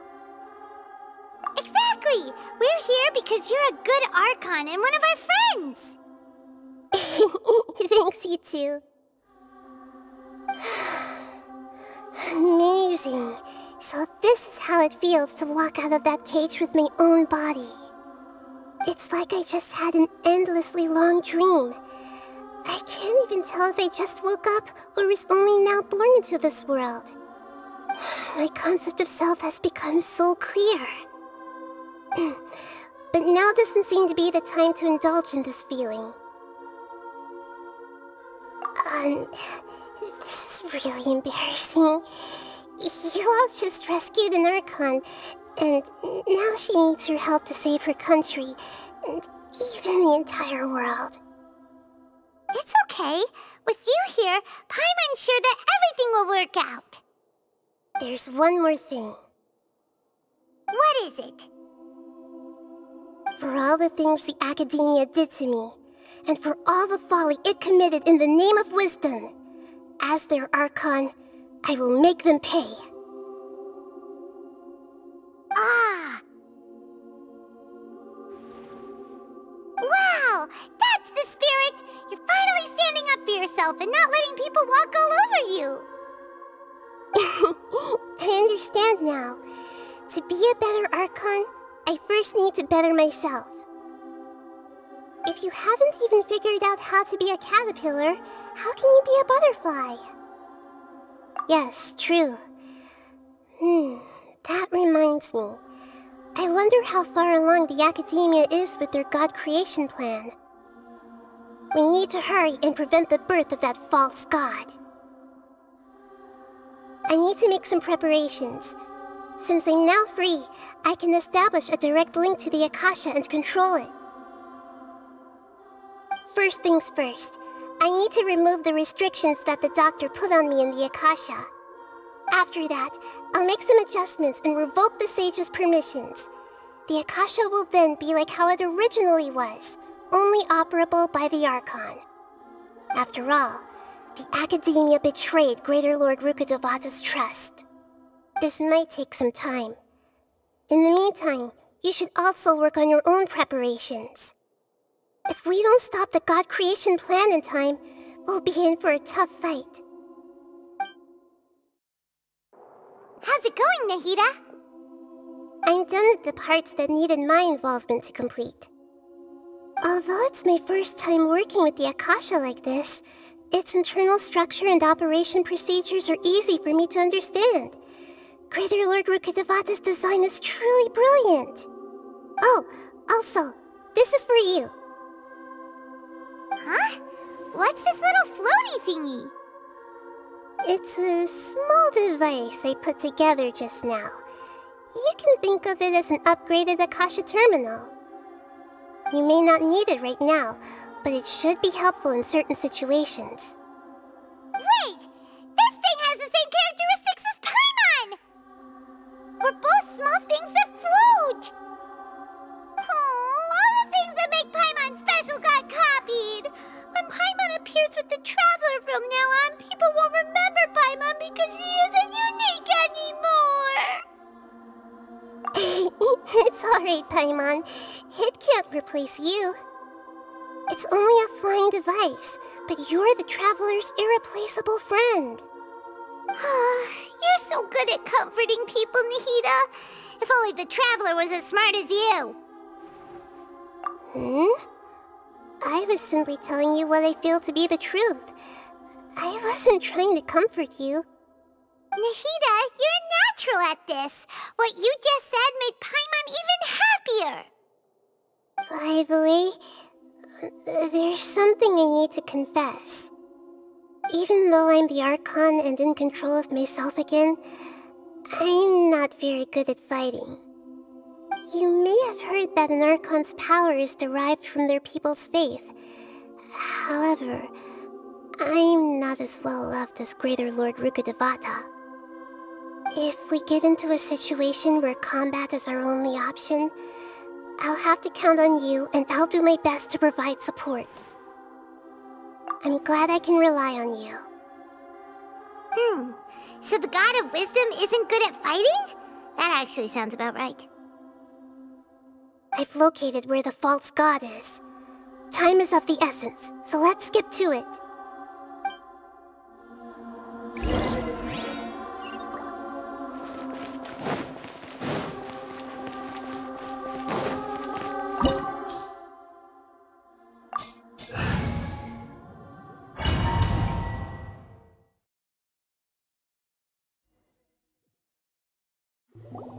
What is this place? Is this really the way we need to go? Wow. Who would have thought there'd be a place like this hidden right slap bang in the middle of the city? The sages wanted to realize their god creation plan without being discovered. The safest and most convenient way would be to build within the academia itself. That's true. They were already hiding one god, so why not two? Judging from the structure here, the project is a huge undertaking. The sages really saw the god creation plan as their ultimate goal.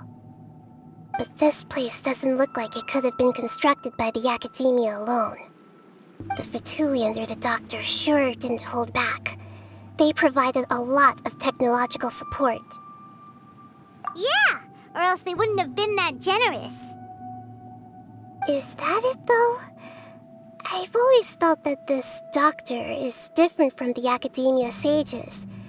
He doesn't seem to share their sense of urgency. Instead of being interested in the end product, it's like he's enjoying the experimental process.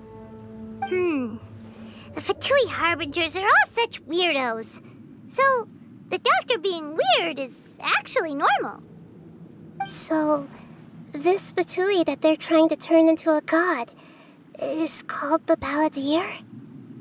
We had previously come into contact with his consciousness. He harbors particularly strong obsessions. One is the desire for a gnosis, since he was created to be the vessel for one. The other obsession is probably related to his past. I can't quite explain it. Paimon knows that he was a prototype puppet for the Raiden Shogun before he became a Fatui Harbinger. That's why he wants a gnosis so badly. There's no way he'd willingly be a test subject. Now with that temper and ego of his. It sounds like you know the Balladeer quite well. I see. Tell me more about him and what he's like. The more we know now, the better we can plan for and react to any future situation.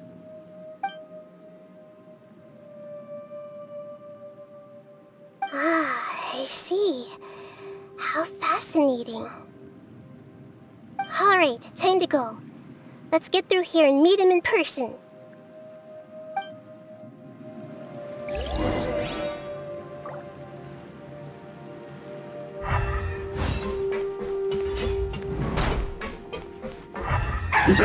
Work time! Let's begin!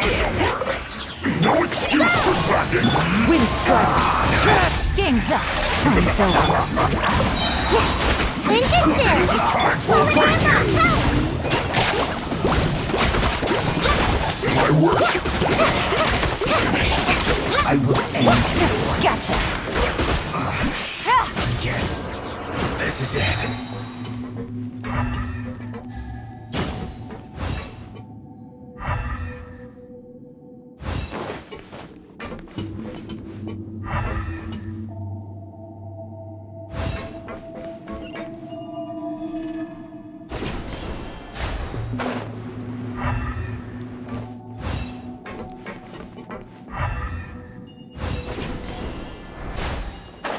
It looks like we can climb up these pipes.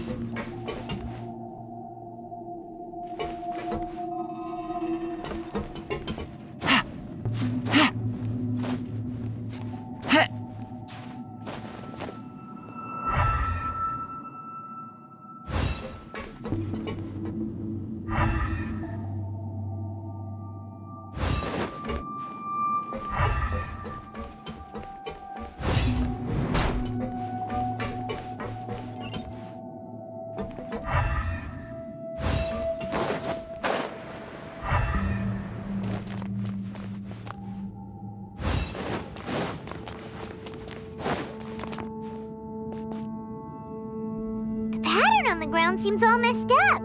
Let's go around and see if there's a way to fix it.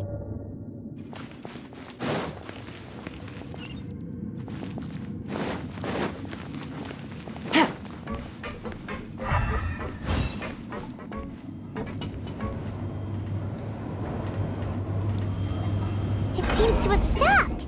Let's continue.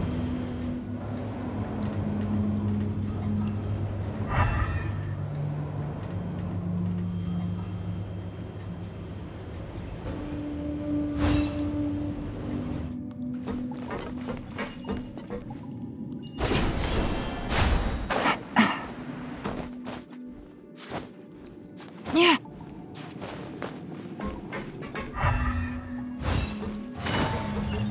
Busted.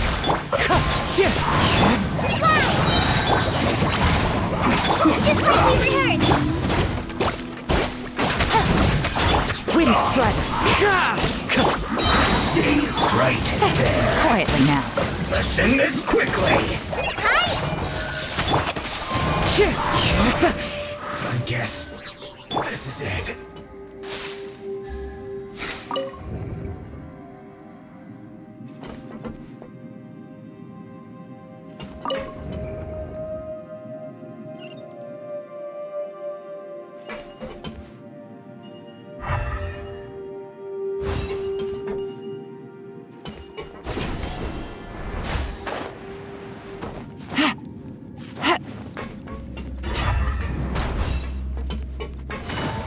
You'll get frostbite. Fallen leaves. Adorn my... Things are about to get dicey. It's time for a flash freeze. Come on out.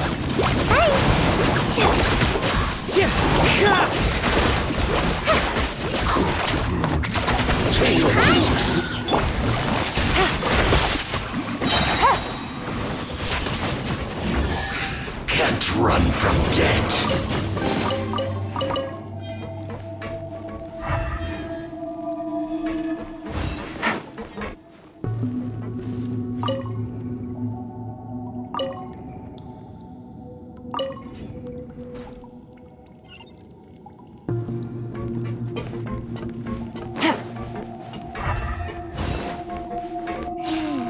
The cart is stuck. Maybe there's something wrong with the tracks. Let's try adjusting the direction of the device to clear the tracks.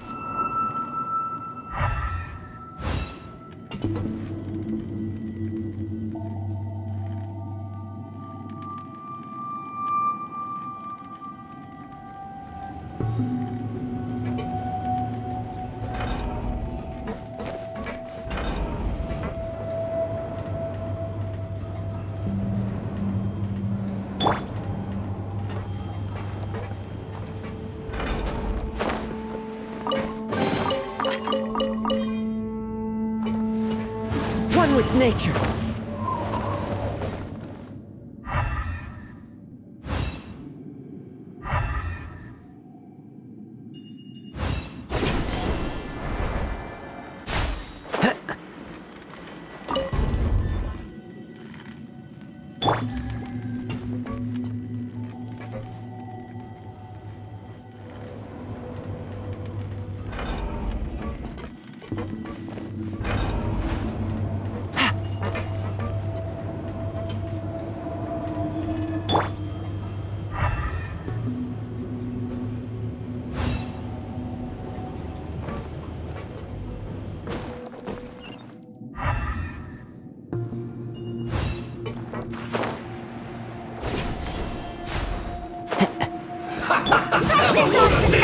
Here comes the catch. Quietly now.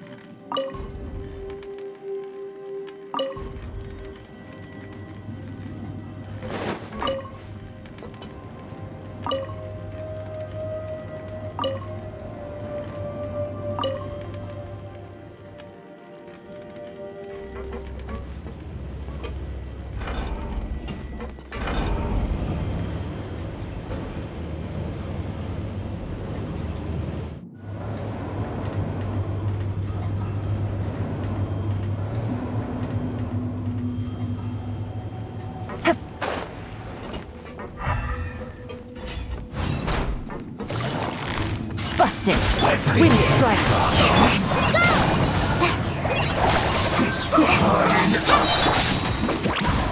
Just like we rehearsed! Gotcha! Game's up! Fun's over!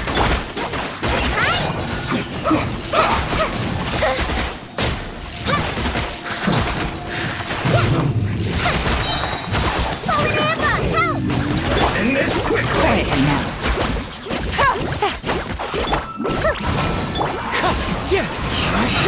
Clouds high.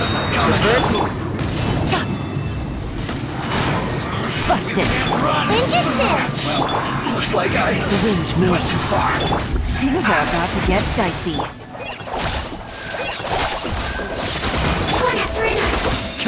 Just like we rehearsed!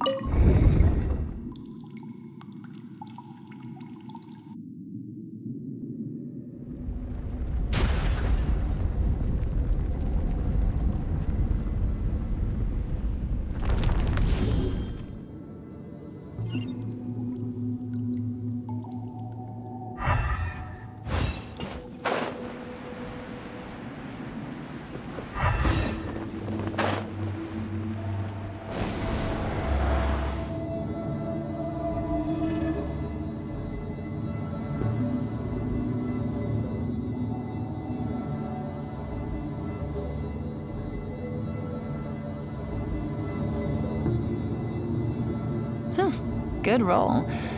All right, maybe I'll take one more day off and knock out the rest of the work once I'm feeling up. Looking at its operational status, we must prepare for the worst. The god they wanted to create is likely close to completion or already completed. Oh no! What should we do? Paimon can't imagine how hard it would be to fight against a Fatui Harbinger with a Gnosis! Are you nervous, Paimon? If you really want to know, of course Paimon's nervous! Aren't you too, Nahida? Yes, I am. This is probably the first time I faced with a calamity of this degree since my birth. I feel not just nervous, but curious as well. Curious? Curious about what? Curious about our fate. To me, everything we perceive in this world, everything we learn, and everything that happens to us is considered knowledge. And if it's a form of knowledge, then it can be understood. However, only fate is about that which has yet to occur, so it has always drawn my curiosity. So to me, fate is the ultimate knowledge. That's also why I love observing humans and all the things that happen to them. It all brings me great satisfaction. And now, at long last, I'm not just an observer anymore. I will personally experience my own fate with you by my side.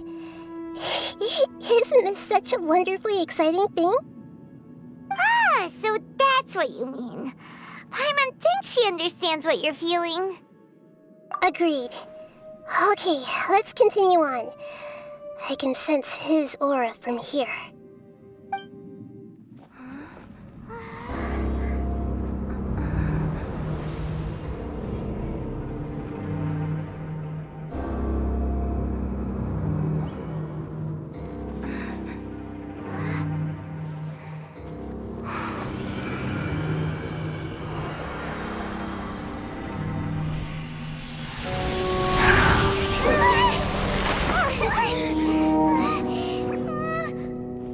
Who would have thought the world would be so eager for my birth? I remember you, Booer, the god of wisdom, and standing beside you, the traveler. Is he all-knowing and powerful now like Greater Lord Rukkhadevata? No, I can't feel the same kind of divinity I felt from the Greater Lord. It seems that the sages didn't get the chance to infuse the divine knowledge capsules into him. But even still, he has undoubtedly become a true god now. So we're too late? The Balladeer has already become a god? The Balladeer. A long bygone title. When my spirit ascended to divinity, I felt as if I had existed for the same number of epochs as heaven and earth. Looking back, the existence of what once called itself Kunikazushi appears infinitely small and ugly.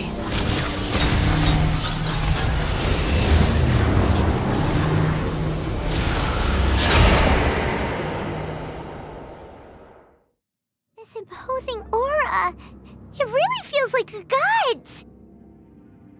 A body that capitalizes on the Balladeer's original construction as a mechanical puppet, with the Gnosis serving as a constant power supply. How much effort and resources did the sages put into this? From a purely technological perspective, it's a commendable achievement indeed. It's no exaggeration to say, this is the culmination of human wisdom. You sure are something! Dishing out compliments at a time like this? But I don't think he's reached the spiritual height of a god. Strife is engraved upon every god and every Gnosis brought forth into this world.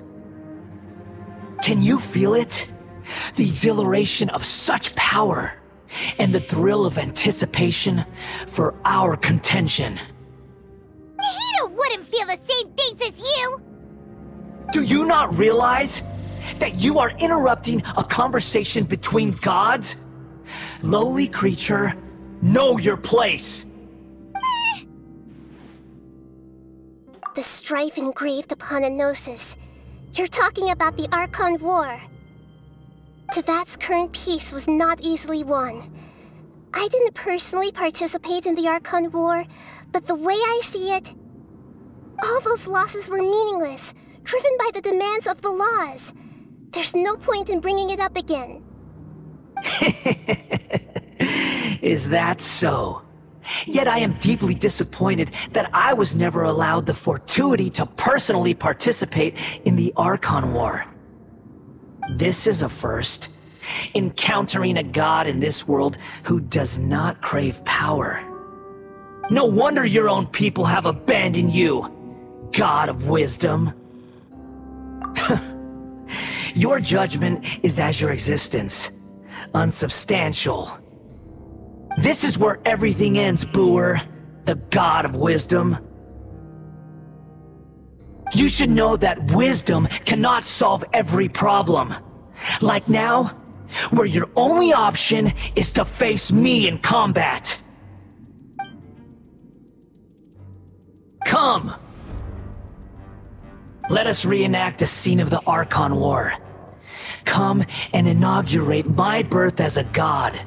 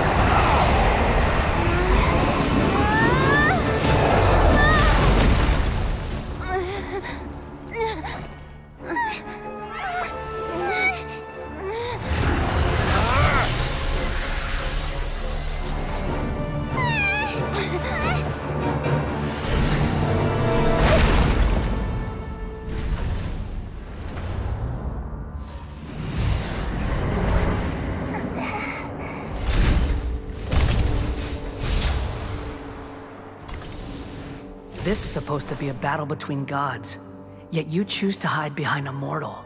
And now, you're acting like you'd sacrifice yourself for a human. Are you having fun proving a false sense of heroism to yourself, Boor?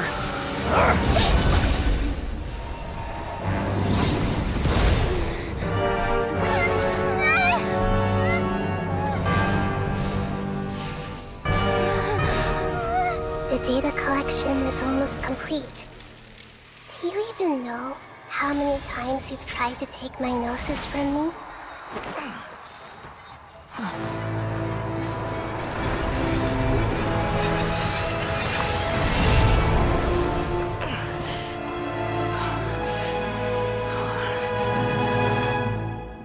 We just concluded the 168th loop. Did you know that in the effort to create you, the people of Sumeru were forced to live through the exact same number of Sabzeruz festivals and Samsara cycles? The power of dreams.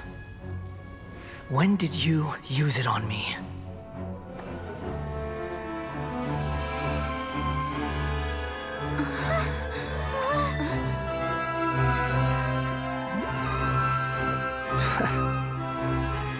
You can't even defeat me in a dream.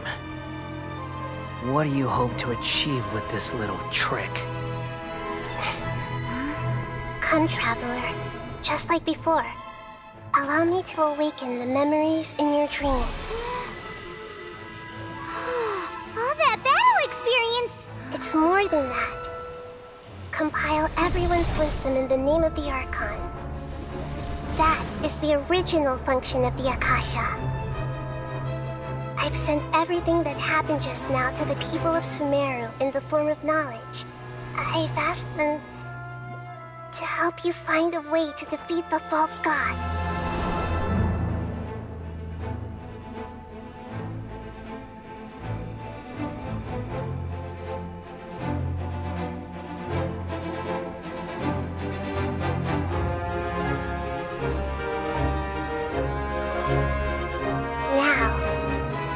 Sumeru's wisdom is at your disposal.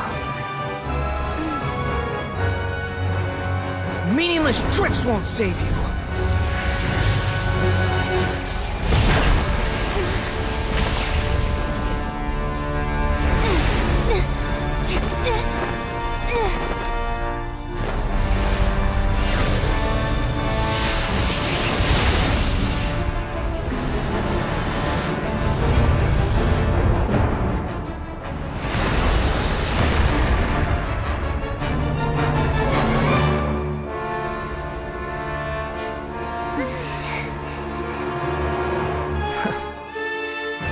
Are you done with your tricks? Can I finally take this as a real battle between gods? I'll leave this to you, the first sage of Boor.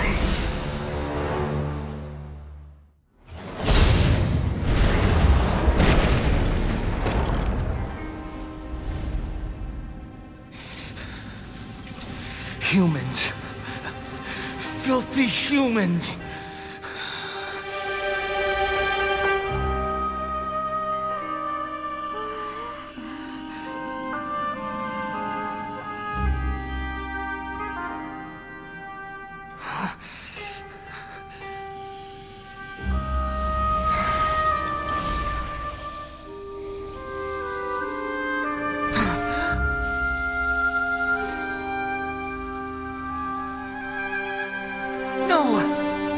Wait! Please! Anything but the Gnosis!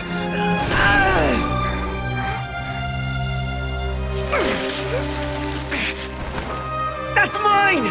Don't even try! I'll never go back!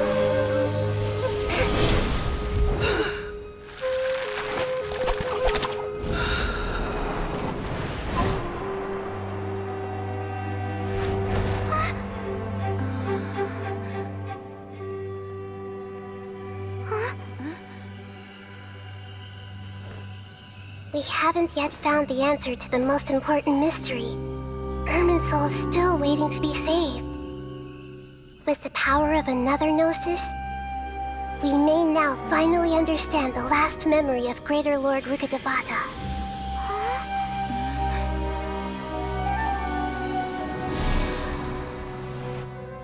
This is... That's right. This is the last memory of my predecessor.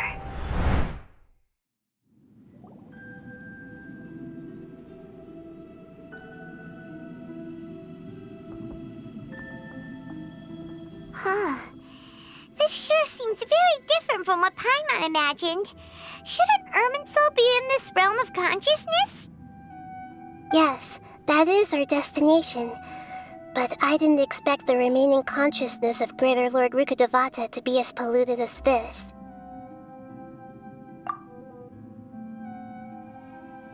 Forbidden knowledge? It seems you know about a concept that even I don't completely understand. Could you tell me what you know?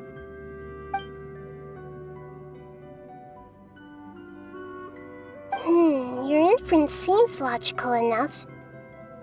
Forbidden knowledge once polluted the desert thousands of years ago, but was successfully repelled thanks to King Deshret's self-sacrifice, and Greater Lord Rukkhadevata nearly exhausting her power. Then, a second instance of forbidden knowledge pollution occurred during the Khaenri'ah Cataclysm 500 years ago. But I'm afraid it is much more serious this time, with Irminsul itself already in danger. So, if we're in the remaining consciousness of Greater Lord Rukkhadevata, and it's also been affected by forbidden knowledge pollution, then does that mean, in order to save us, Greater Lord Rukkhadevata? Yes. It's very possible that she sacrificed her life in the fight against forbidden knowledge. She didn't completely eradicate forbidden knowledge, but if it weren't for her actions, the pollution would have been far more rampant over these past 500 years. The way that everyone, including me, has forgotten everything about forbidden knowledge may very well be due to her restoration of Irminsul. Aww. Do you feel sad, Nahida? I'm just sharing her pain. The pollution of her consciousness here is severe. There is madness, chaos, and pain all around us.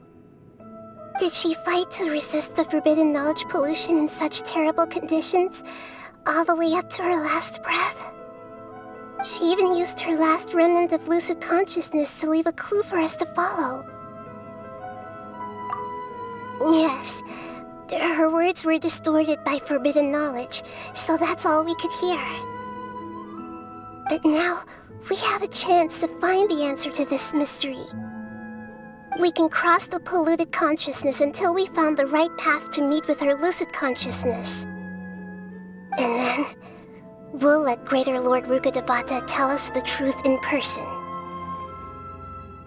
Each of us need to be mindful of the state of our own consciousness while we are here.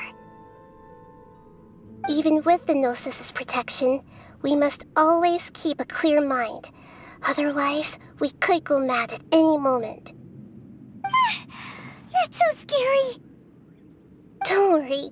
It should be easy enough for you to keep that mind of yours clear, Paimon. Let's go.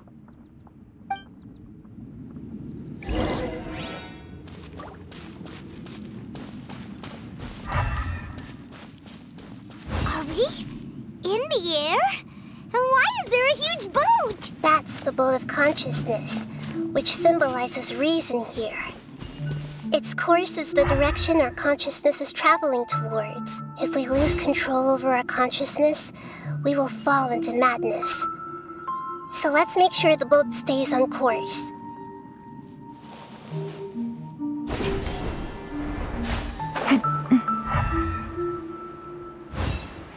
Wow! What are these? The monsters seem to have been affected by them. Right here. Emerge. Right here. Oh! Right now. A sight to behold. Right here. Right now. Emerge. Clouds high. The birds come. Time to go. Gotcha.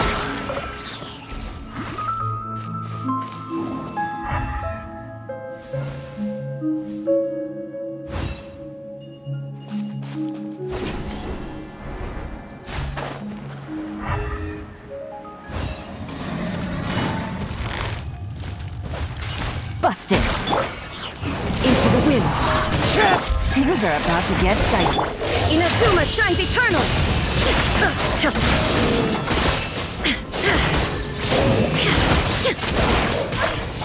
Look! A four-leaf sigil has appeared in the sky!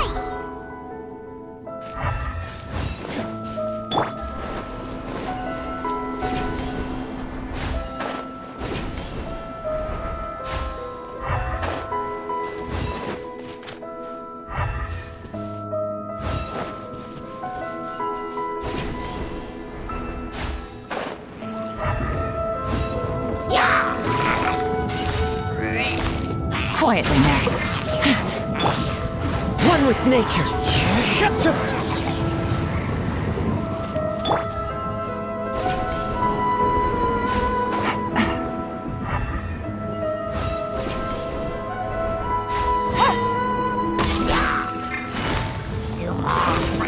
Gotcha. Into the wind. Right now. Right here.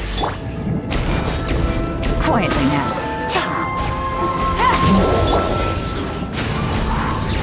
As one with wind and cloud.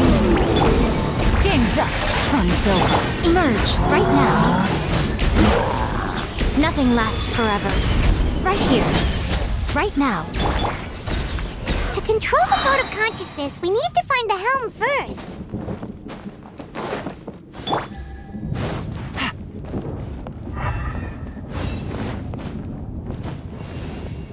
Take it easy.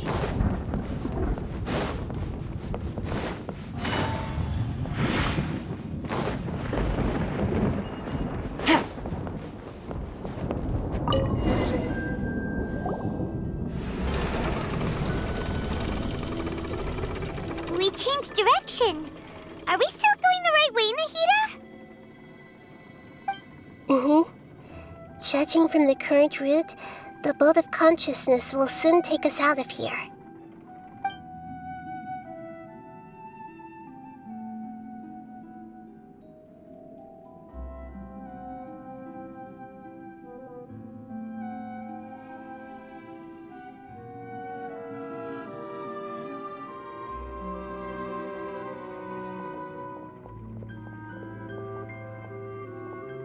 We'll be arriving at our destination soon.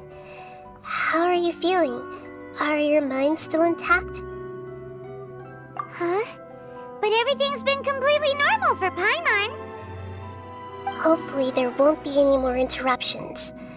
This time, we should be able to meet Greater Lord Rukkhadevata.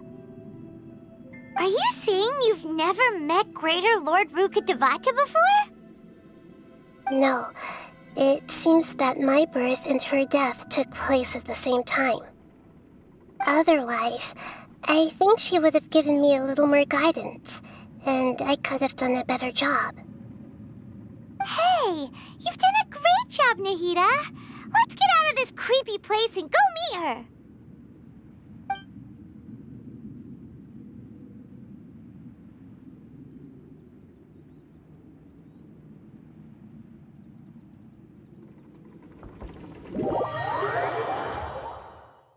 So, is this the place you were talking about?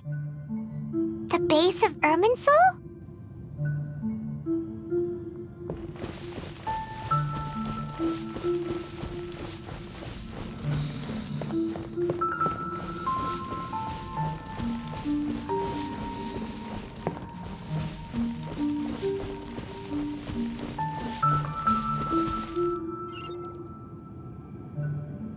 Well, this is the place. We're here to find Greater Lord Rukkhadevata, right? But the one standing over there is... Is that... me? She looks exactly like me. Are you Greater Lord Rukkhadevata? Yes, that's me. Are you surprised by my appearance? Irminsul and the surrounding lands have been reproduced here as they were years ago.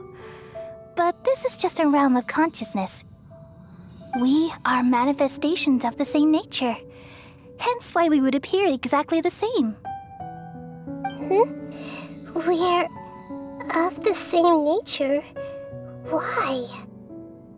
Because you are me, and I am you. You are me in the new samsara. The new samsara?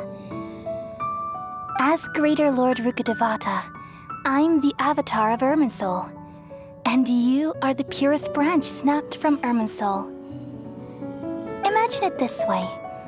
Even if a tree dies, its branches will eventually take root and grow, continuing the tree's life in another form. I'm merely the remaining consciousness of Greater Lord Rukkhadevata. The real me has presumably died a long time ago.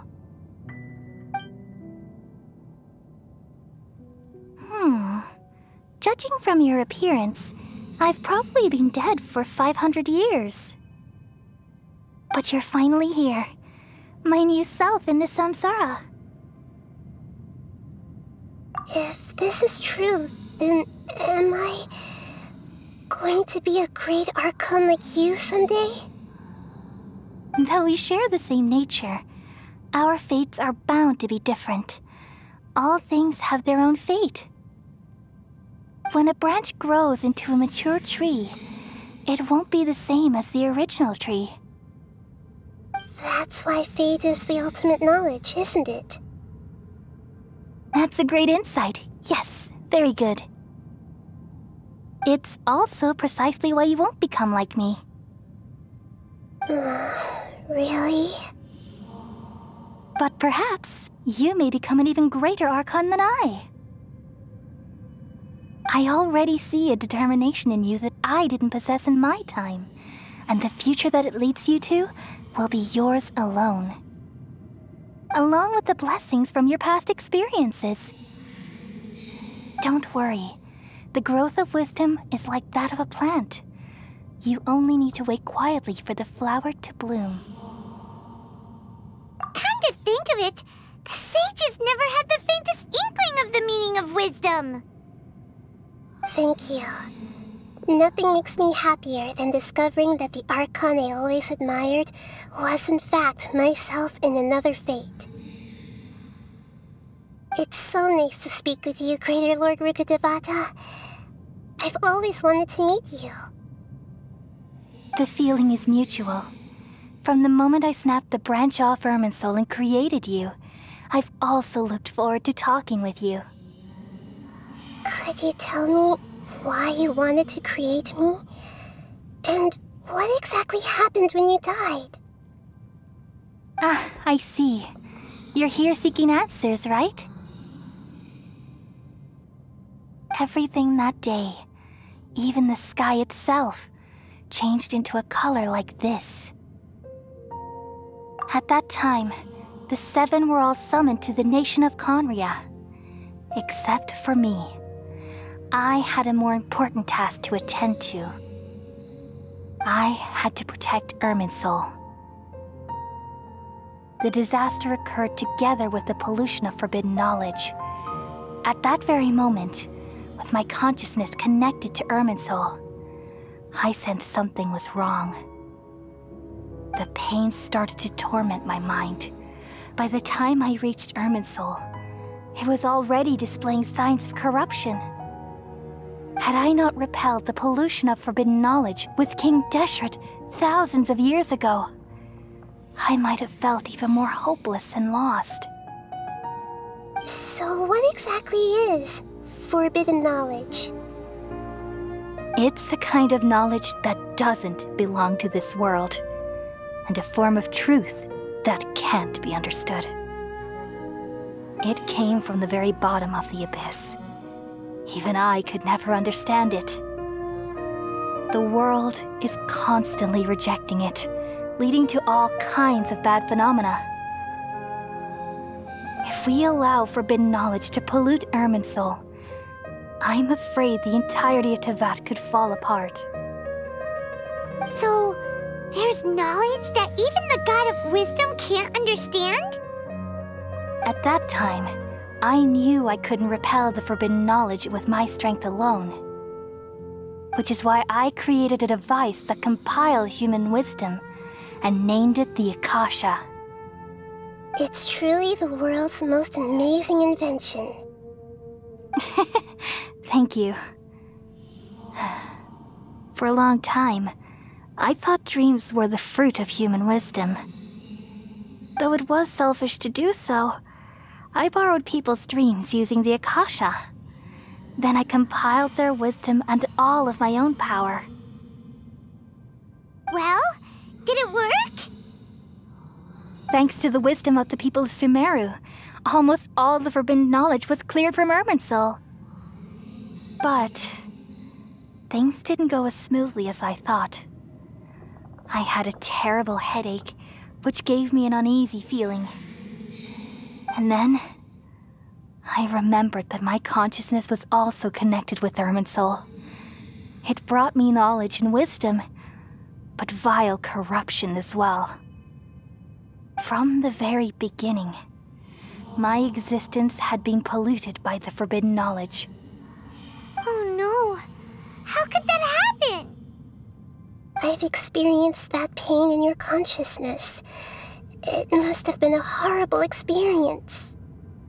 Yes, but my feelings weren't important. The important thing was that even if I died, my existence and everything related to me would continue to exist in Irminsul as memories and knowledge, meaning that the forbidden knowledge couldn't ever be permanently eradicated. And there's no way for me to eliminate myself. It would be a sort of paradox. So, I took the purest branch of Irminsul as my incarnation in the next samsara, and left a trail of clues. All in hopes that you would come here and remove me and my pollution from Irminsul forever. Wait, no, I can't. So you realize what that implies. You are very smart indeed. Irminsul has all the knowledge and memories of this world. And as you've realized just now, removing me from Irminsul means I essentially will never have existed in this world. But this is the only way to save Irminsul. People love you so much, and they've missed you so much over the past 500 years. I am exactly the same. So how can we just forget you like this? Is there really no other way? There must be something else I can do. You're the god of wisdom, Buer. You should know that there is no other way. But this is so cruel. I don't want to forget you. No need to feel so sad, Buer. As someone who delights in wisdom, you should feel joy at finally finding the answer. These are the words in their entirety, the answer you've been seeking all along. Let the world completely forget me.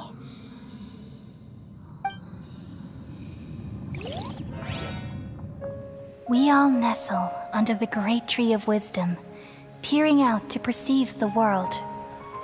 From the earth and from the rain, we perceive its wonders, until we become a white bird to perch atop a branch, and finally snap off the most important leaf. Once upon a time, I alone dreamed in this world. In my dreams, everybody would also dream after they fell asleep. Wild and wonderful thoughts would emerge from their minds. Some tumbled to the ground, and others floated to the sky, connecting all things in the world into one dazzling net. Among a plethora of worlds were numerous smaller worlds, all of fate, finding within the tapestry their brilliant glow. I gradually understood that these indescribable and constantly changing things are the most profound things in the world. Only they can completely repel the madness. Only dreams can awaken consciousness from the deepest darkness.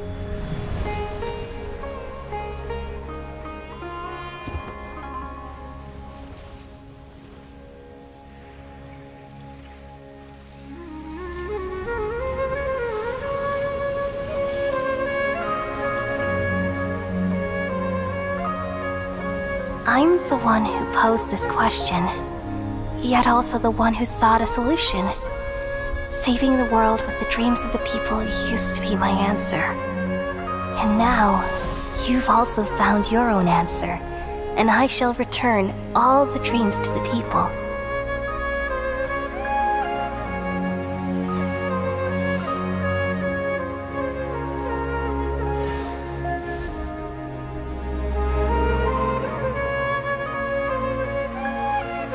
Goodbye, people of Sumeru. May you be blessed tonight with the sweetest of dreams.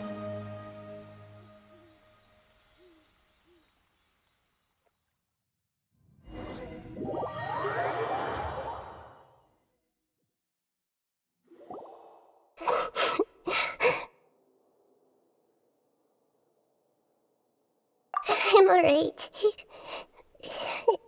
I'm just a little confused. We've just saved the world, right? So why am I crying? I don't know where this feeling inside of me is coming from, but I feel very sad. Just now, we used the power of two Gnosis to successfully connect with the Irminsul consciousness from 500 years ago. Then, we removed the remaining pollution from Irminsul. Yeah, what's wrong? Weren't you there just now?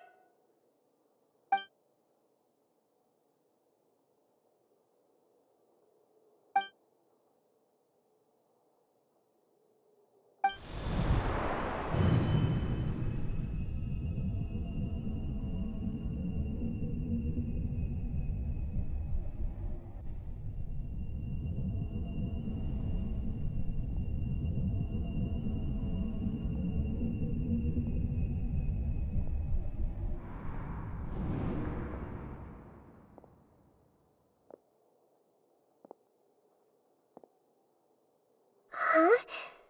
That sound. Traveler! Paimon! I've been waiting here far too long. But finally I have the chance to be alone with you. All the precious time I wasted has finally paid off. The doctor! What have you done? Just a type of sound wave that can quickly put defenseless people into a dream. As I expected, it doesn't have any effect on gods. This is the only thing of interest I found among the sage's research. I thought I'd take it for a little spin. Don't worry. I know you would never forgive me if I actually killed them. I'm here to negotiate with you. Naturally, I won't do anything dangerous that could potentially damage our relationship. Negotiate with me? I heard you had already left Sumeru. Why are you here again now? I left Sumeru, but I also stayed in Sumeru. Even the God of Wisdom is restricted by the habits of cognition. How disappointing. You mean there are many different versions of you in this world? An astute guess. Even the same individual will have different cognitions at different ages. A long time ago, I made a major decision in hopes of preserving all my perspectives of how I observed the world. Observation is the first step of any experiment, but observing the current world doesn't satisfy me. It lacks an important dimension, that of time. So I saved segments of all my ages and made them into independent individuals. That's all there is to it. Indulge me. How does the God of Wisdom find my method of seeking knowledge? It's an insult to the very concept of life. Life inherently has many rules and restrictions, each with its own significance and reason to exist. They can't be broken on a whim. Good. Amazing, even. Indeed, it's difficult for humans to make peace with themselves, not to mention oneself from a different period. Since you're in the academia, why wait until now to show up? You could very well have stopped us and helped that fake god. Simple. Let me ask you this. Would any staff member ever help the subject in the middle of an experiment? It was my experiment, so why should I interfere with the results? The academia saw the plan to create a god as their ultimate goal, yet you only saw it as an ordinary experiment. You really are crazy. If the experiment succeeded, you would have had a new god on your hands. How would you have faced your own god then? Would you still take the same stance? Would you still hold the same view of yourself? I'm first and foremost a scholar. These results should be left to the judgment of the hypothetical me confronted with that outcome. But you're right. And that's exactly why I'm disappointed with the conclusion of this experiment. As an individual, you don't have any sense of belonging. You seem to have even fewer convictions than a typical scholar. Oh no, I certainly have my own convictions. They just don't fit your standards, that's all. All right, that's enough conversation for today.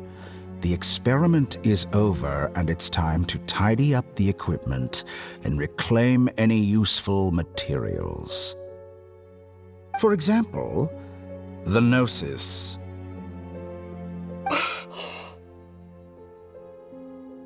Lesser Lord Kusanali, you're an intelligent Archon. I'm sure you understand the disparity in our combat abilities at this time. Besides, you have no way to use that Electro-Gnosis in battle. Didn't you say you were here to negotiate with me? Somehow, it's starting to seem like you intend to take it by force now. I'm merely stating a fact. After all, I'm also a scholar. Naturally, I hope to show proper respect and dignity to the God of Wisdom. Your hypocrisy is built on absolute confidence. I understand your scheme, but... what if I were to destroy the Gnosis now and awaken the heavenly principles? Awaken the heavenly principles? Do you think that's really possible? The heavenly principles have been silent for many years, but the Gnosis are symbols of their control over Teyvat and all the laws. Will the destruction of a Gnosis attract the attention of the heavenly principles?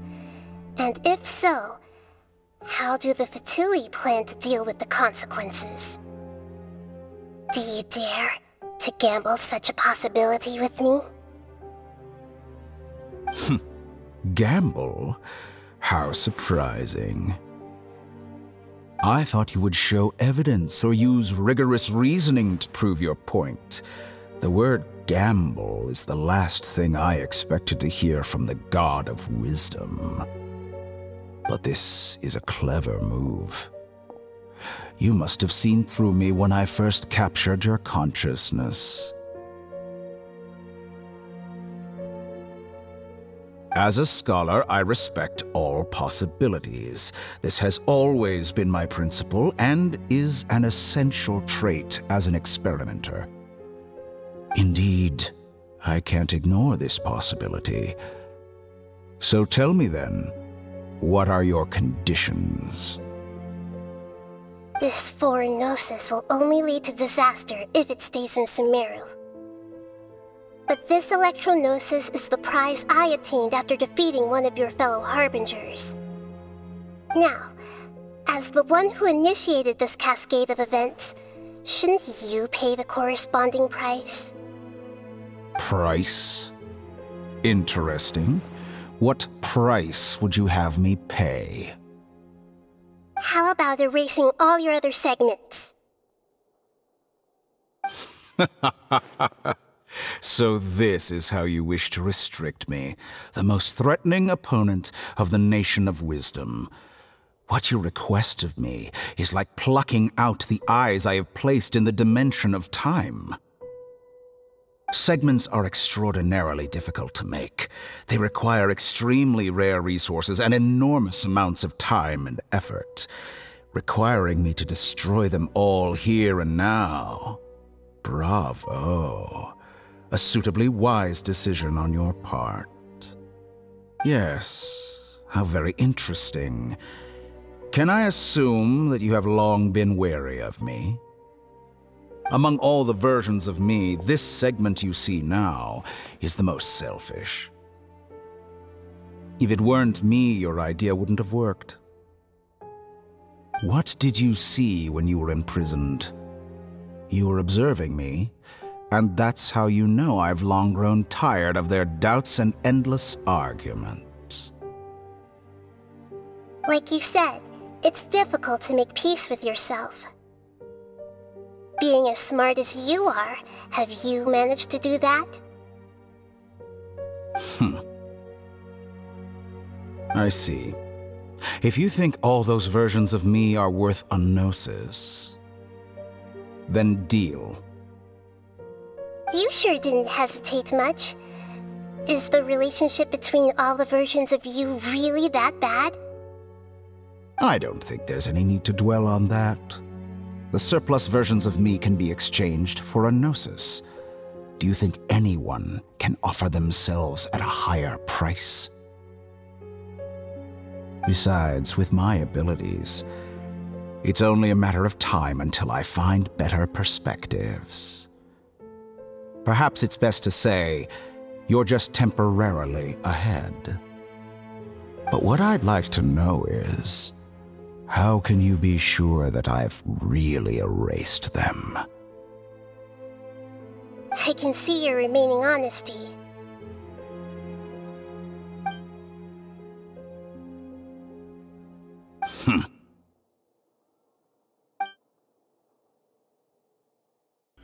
What a ridiculous decision! You can't be serious! How could I have been so short-sighted? You think this is the end? Wait, I'll have Please wait. You'll make Good this moment riddance. count. You will regret this.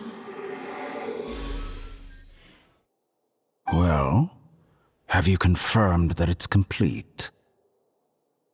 Here, take it. The future of Sumeru City will be in my hands alone. I will shut down the Akasha and let curiosity and the thirst for knowledge drive the realm of academics once again. There won't be any further gaps for you to exploit. It truly pains me that my academic achievements have never been appreciated in my homeland. Of course, I have no interest in being rejected by this city for a third time. Another chess piece. And where is your dendrognosis? Don't be greedy, Harbinger of Snezhnaya. No, this is a different transaction. If you intend to turn off the Akasha anyway, then there's no further use for the Gnosis of Sumeru, is there? Besides, isn't it the Archon's duty to deliver what's desired of the Seeker?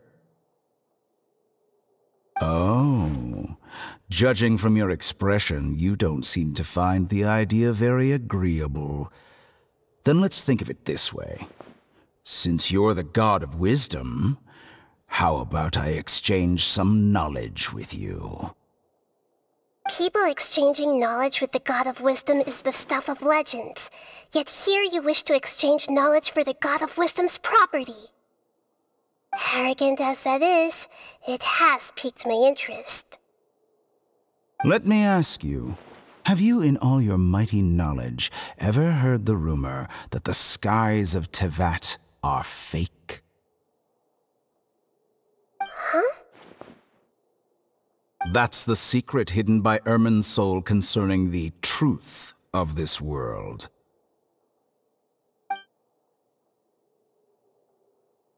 Once I finish telling you about this, it will be time for me to say goodbye.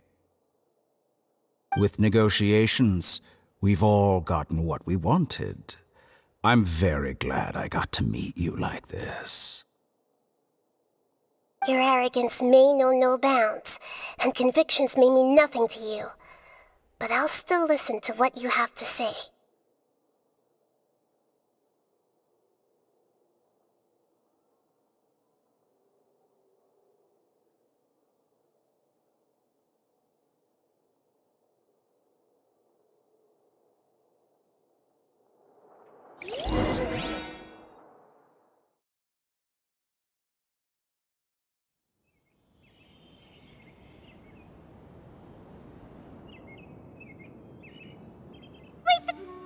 Together! Okay, wake her up.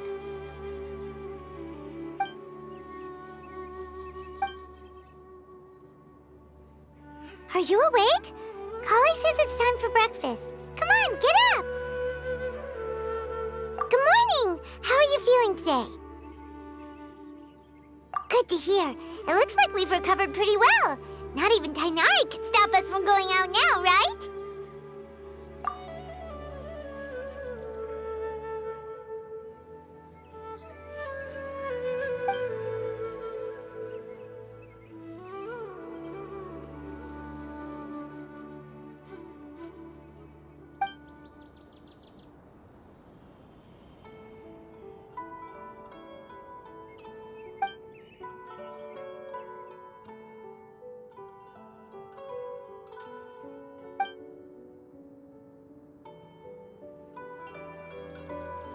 Come on, Traveler, let's go!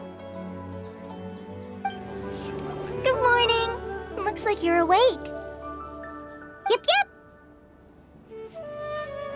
I prepared some breakfast today. Please have a taste. I hope you like it. It's nice to have you here so we can eat something yummy. Well, now that I've recovered from Elazar, I'm feeling better than ever. I can even prepare 4 or 5 meals a day now. And Paimon bets they're all delicious.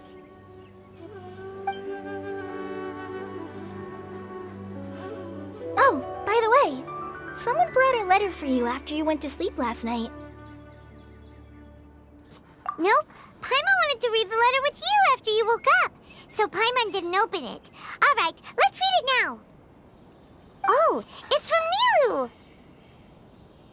Ahem. We're going to hold a feast at the Grand Bazaar and celebrate Cyno's reinstatement as the General Mahamatra. As heroes of Sumeru, please be sure to attend. I'll wait for you. The date of the banquet is written on the back. It's in 2 days. Oh, I've also heard that you've become heroes here as well. That's amazing. Sometimes I'm really envious of strong and confident people like you. Oh, you're embarrassing me. Anyway, let's go to the Grand Bazaar to have a look. Oh, before you leave, be sure to inform Master Tighnari. Tighnari!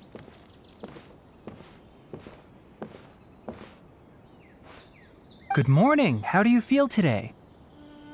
We feel much better. How about you? I'm recovering well. Thanks for asking. But from the looks of it, you seem to be already busy with work again. It's fine. I'm not that busy, really. The Elazar patients have recovered, as well as Hypatia. For now, I only need to tend to my Forest Watcher duties. It seems once Irminsul started getting better, everything else started to recover too. Yes, but there are still some residual effects. The Withering is one example. Though it won't spread anymore, the existing zones won't just disappear. We Forest Rangers will still need to do the work. By the way, we have some good news. Cyno got his position back. This news is hardly new. He had already mentioned it to me before. Huh? You mean he was already here? Why didn't he come to say hi to us? He visited once, but he was afraid of disturbing you while you were resting. He just asked me a few questions and left. And you probably already know all about the celebration feast. Celebration feast? No, I haven't heard anything about that. Huh? But didn't Nilou say in her letter that they would celebrate Cyno? He didn't tell you? Perhaps, or alternatively, he doesn't know about it either. Come to think of it, Cyno doesn't seem like the type who'd enjoy a celebration feast. You and Kale are both Cyno's close friends. Why don't you come to the feast with us? Kale has taken over some of my tasks these days. I don't think she'll have time for it. Not to mention me. You see, some VIPs have come to the forest recently. Huh? VIPs? Very important Paimons? Well, technically speaking, they are former VIPs. The sages involved in recent incidents have begun their training in the Avidya Forest, and the people they had previously imprisoned have all been released. Huh? Yes, he's a little weak, but he isn't injured and his condition is stable. Lesser Lord Kusanali in her boundless mercy has decided to spare Azar and the other wrongdoers. Supposedly they were ashamed of their shallow ideologies and have decided to dedicate the rest of their lives to cultivating wisdom in the Avidya Forest. When they learned that Lesser Lord Kusanali had defeated the Balladeer and saved Irminsul, they were shocked at first, but also became happy, feeling that the sacred light guiding them on the path of discovering wisdom had begun to shine once again. As a result, work has increased for the Forest Rangers. That sounds really exhausting. There's nothing we can do, really. But that's another topic. Back to the matter at hand. Are you two planning to head out? Ah, right! We're here to request permission to head out. Would that be okay? You've recovered well. You may go, but be careful. Yay! Will do! Well, there won't be any problems if the feast starts at that time. Everything has already been prepared. Mr. Zubair, I finished tallying things up here. Well, except for the guests. Is a simple reply really that much to ask of our guests? It's affecting our arrangements.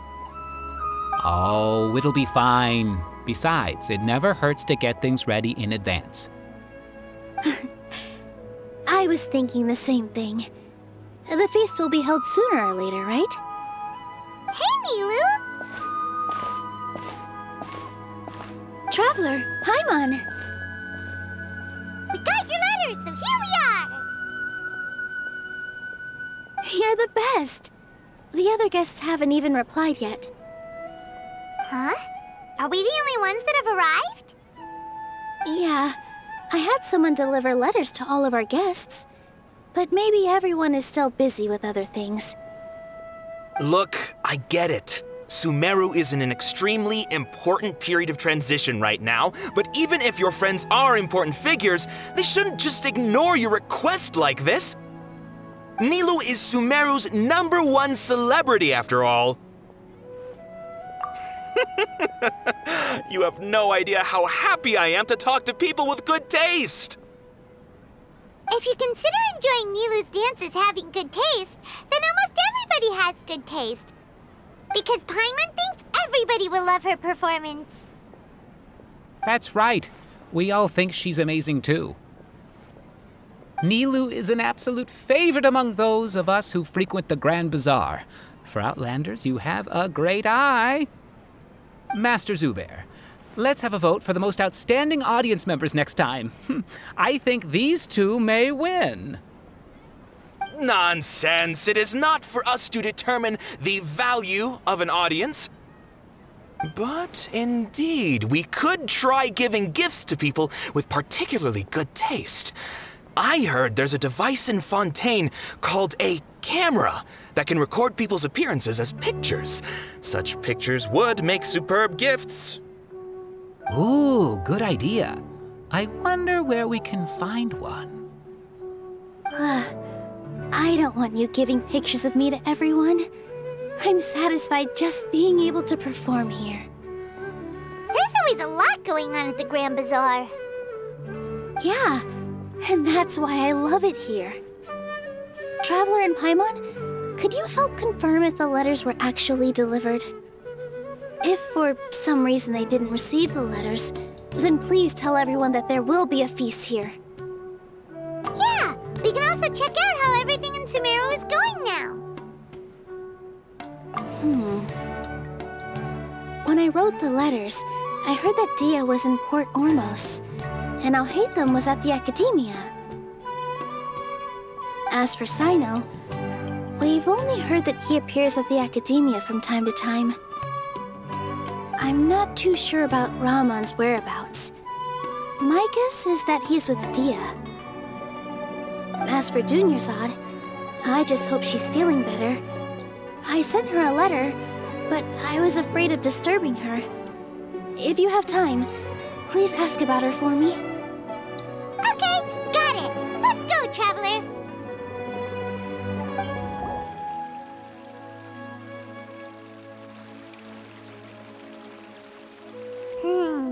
We haven't seen Alhaitham anywhere.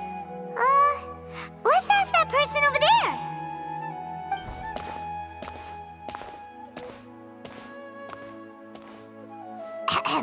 Hey there, have you seen Alhaitham around? Yes, it seems Scribe Alhaitham has gone to the House of Dana. You should be able to find him there.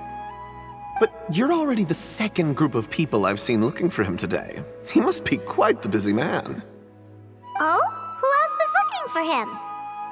Mr. Cavey was just here asking about him. You wouldn't believe how terrible their relationship is. And now you two are here. Don't tell me everyone's here looking for gossip about the sages. No way! We're strictly here on business. Ah, I see. Sorry, I thought maybe everyone's as interested in rumors about the sages as I am.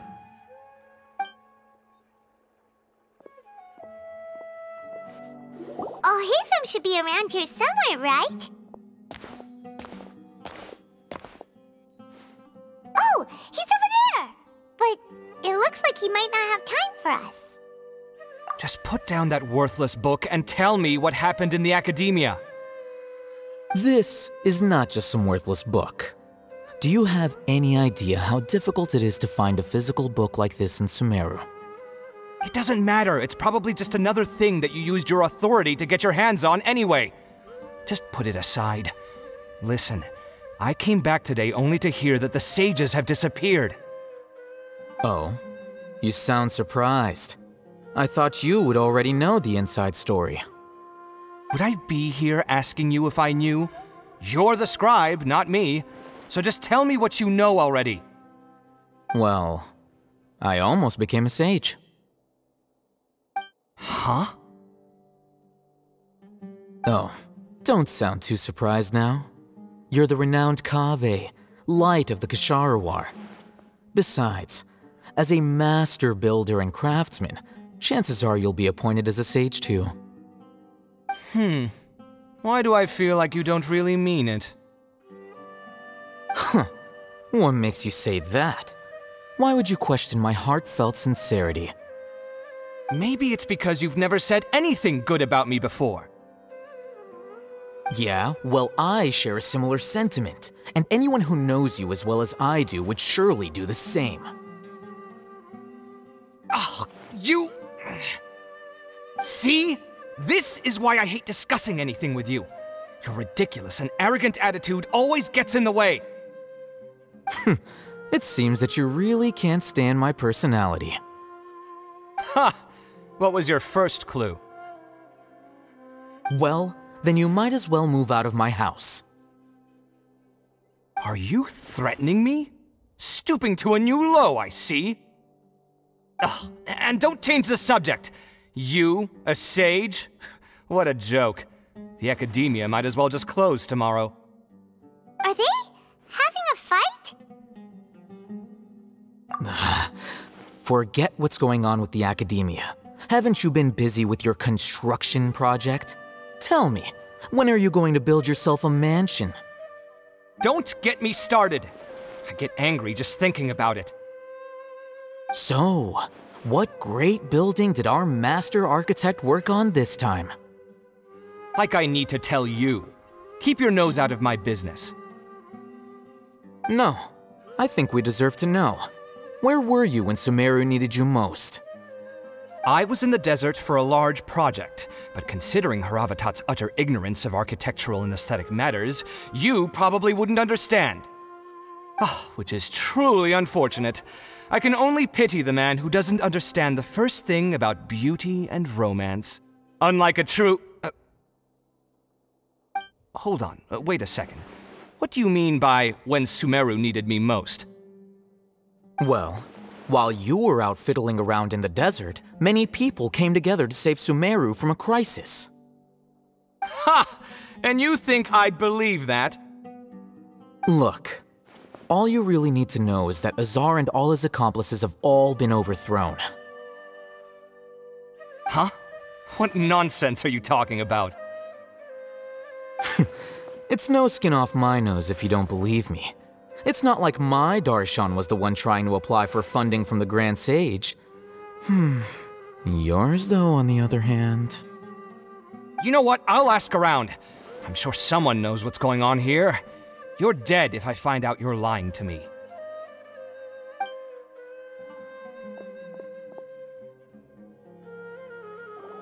Hey, Alhaitham!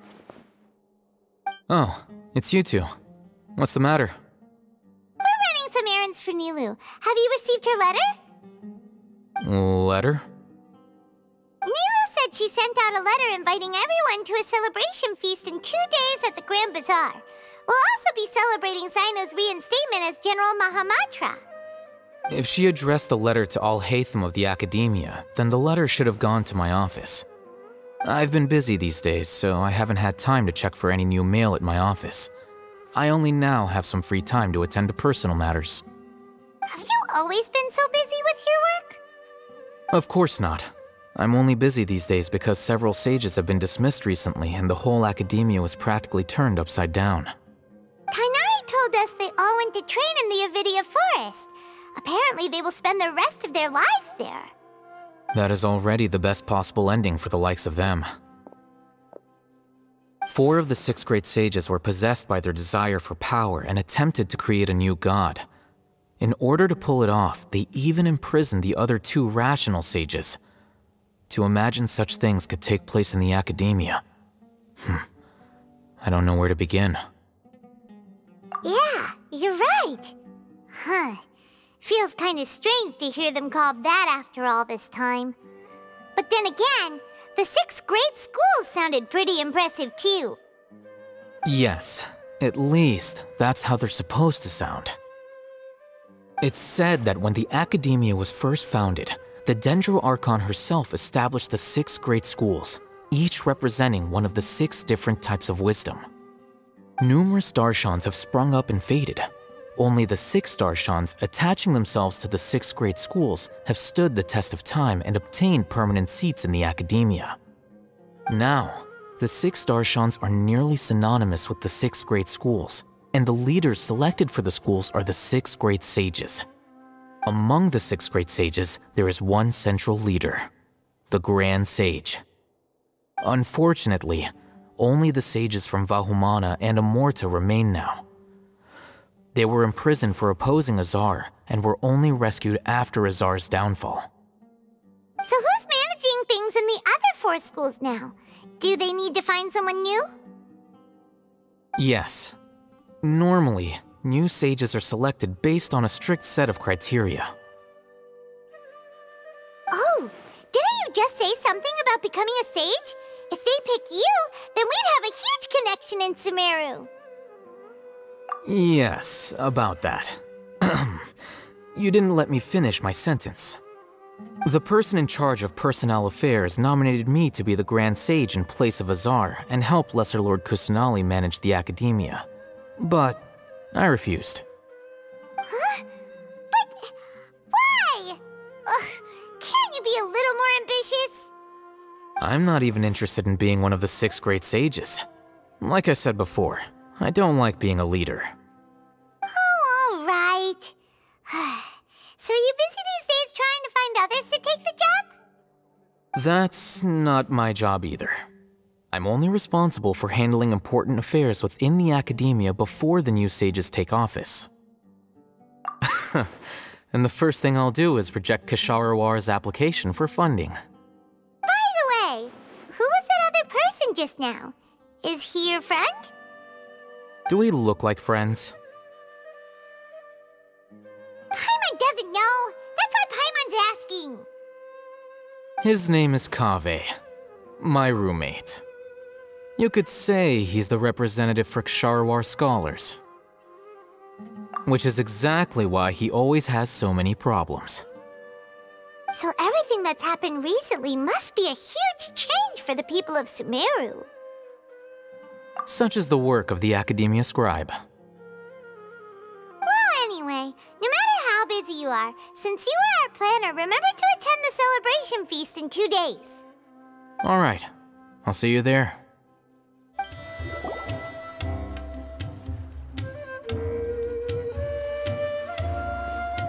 This is Port Ormos. Now where could you... Is that Paimon I hear? Huh? Oh, it's been a while. How are you doing? Dunyarzad! It's been so long since we've seen you! I'm doing well. I can go as far as saying I have never been happier in my entire life. I don't know if you've heard, but Elazar has completely disappeared, and all the patients have recovered. You kidding? Knowing them and the connections they've got, I'm sure they've heard about it. Yeah! That's right. My lady is feeling better now, so I'm accompanying her for a walk. Why do you still call me that, Dia? You've already informed my father of your resignation. I guess I'm just used to calling you my lady. Old habits die hard. Resignation? You mean you're quitting?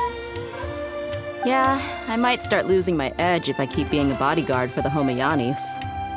You know that my parents and I are fond of you, and that we appreciate you very much. It wouldn't be a problem if you wish to continue to be our bodyguard. I'm not a woman that's easily persuaded. You should know that by now, my lady. When I took this job, I had already decided that I'd quit as soon as you'd recovered. It's time for me to get back out there and chase that horizon. So what are you gonna do now if you're not gonna be a bodyguard anymore? I want to take a risky job and put my body to the test again. Huh? But we literally just finished one of the most dangerous jobs ever! Are you getting bored already? I know. If I hadn't joined in that plan with you, I wouldn't have come up with this idea. I guess I still get fired up by that feeling of going all out in a fight. It made me realize that I'm still a mercenary through and through. Life is short, and I'm happy that I got to be a part of that operation. But the whole thing also made me realize that there are still many problems in Sumeru, and as a desert dweller, I'm still not completely ready to settle down on this side of the wall. Well, I remember a friend had someone bring you a message. You mean I'll hate them? I didn't expect him to still remember that. I thought he was joking. We just came from talking with Alhaitham at the Academia. Did he tell you that he suggested that I come work at the Academia? What? I heard that Azar and his cronies fell from power, and Alhaitham told me that now was a good time to find a job in the Academia, but only if I wanted to. Whoa. Paimon can't see you being anything other than a mercenary. Me neither. But I think Dia would look great dressed up as a scholar. Ugh, forget about it. I wouldn't last 10 seconds in there. Alhaitham probably just liked the way I worked and knew I'm good in a fight, so he suggested I find some work in the Academia. But you know, if you take him up on the offer, Cyno might actually agree and let you become a Matra. Because you're super amazing! The Matra have all the talent they need as long as they have Cyno. I prefer to be free to live however I choose. In fact, I chose this job from the very start because I knew it'd be right up my alley. Even if being a mercenary means facing all kinds of danger. A lion has to return to the wild sooner or later. If anything, being your bodyguard has been unfamiliar territory for me. I don't want to see you go, but I'll respect your decision. I'm glad to hear you say that. Come on, no need for the sad face. It's not like we'll never meet again. Once the whole Dendro Archon thing is settled, everything in Sumeru will take a turn for the better. That makes me happy too. But a peaceful society will probably mean less demand for mercenaries like me. Before long, we'll be a dying breed. So I'd better get to work while I still can. Huh? But wait a second! You make it sound like you're leaving now! Well, no, not yet at least. I promised my lady I'd stick around until next week. So, have you been in Port Ormos this entire time? We were wondering if you had received a letter from Nilou. Oh, did Nilou write to us? She heard that you were seen in Port Ormos, so she sent the letter here. Huh. It was probably sent to the inn that we're staying at. My lady has been very energetic lately, and keeps taking me on hikes, staying out even into the night. By the time we get back, the receptionist is usually off napping on the job. Right, and we tend to leave quite early in the morning, so the old man on duty is also usually dozing off. So what it really sounds like is that the person on duty is always asleep. I bet the letter's at the reception desk. I'll go check later. No wonder there wasn't a reply. You never received the letter. Good thing Nilou asked us to come and check on that. Sorry to make you two come all the way out here. It must be something important for Nilou to specifically write to us like that. Yes, she said they were preparing a victory feast in the Grand Bazaar, and will also be celebrating Cyno's reinstatement as General Mahamatra. She was hoping you could come. Great! I'll be sure to attend. Count me in too. But is there some sort of dress code or anything for the feast? Can I just show up looking like this? Since it's being organized by Nilou, I don't think she'll be too picky about that. If anything, I think she wants to see us as our most natural selves. All right, then this is how I'll show up. The feast will be held in 2 days, so don't forget. Sure. Thank you so much for letting us know. We'll see you there. Oh, by the way, do you happen to know where Cyno and Ramon are? The General Mahamatra always comes and goes without a trace. Normally no one knows his whereabouts. Oh. But last time we met, he mentioned that he had something to do in Aru Village. You can try your luck there.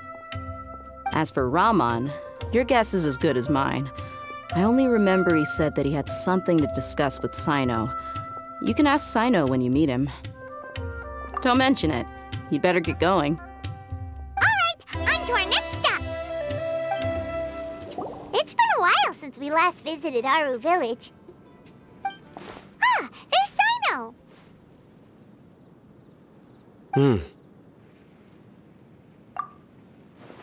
What brings you here? We recovered well, and Tighnari agreed to let us leave, so now we're out and about again. It seems Gandharvaville's medical treatment is still as good as ever. And That's good to hear. Yeah, you're the one who brought us to him when we lost consciousness, right? Thanks for that.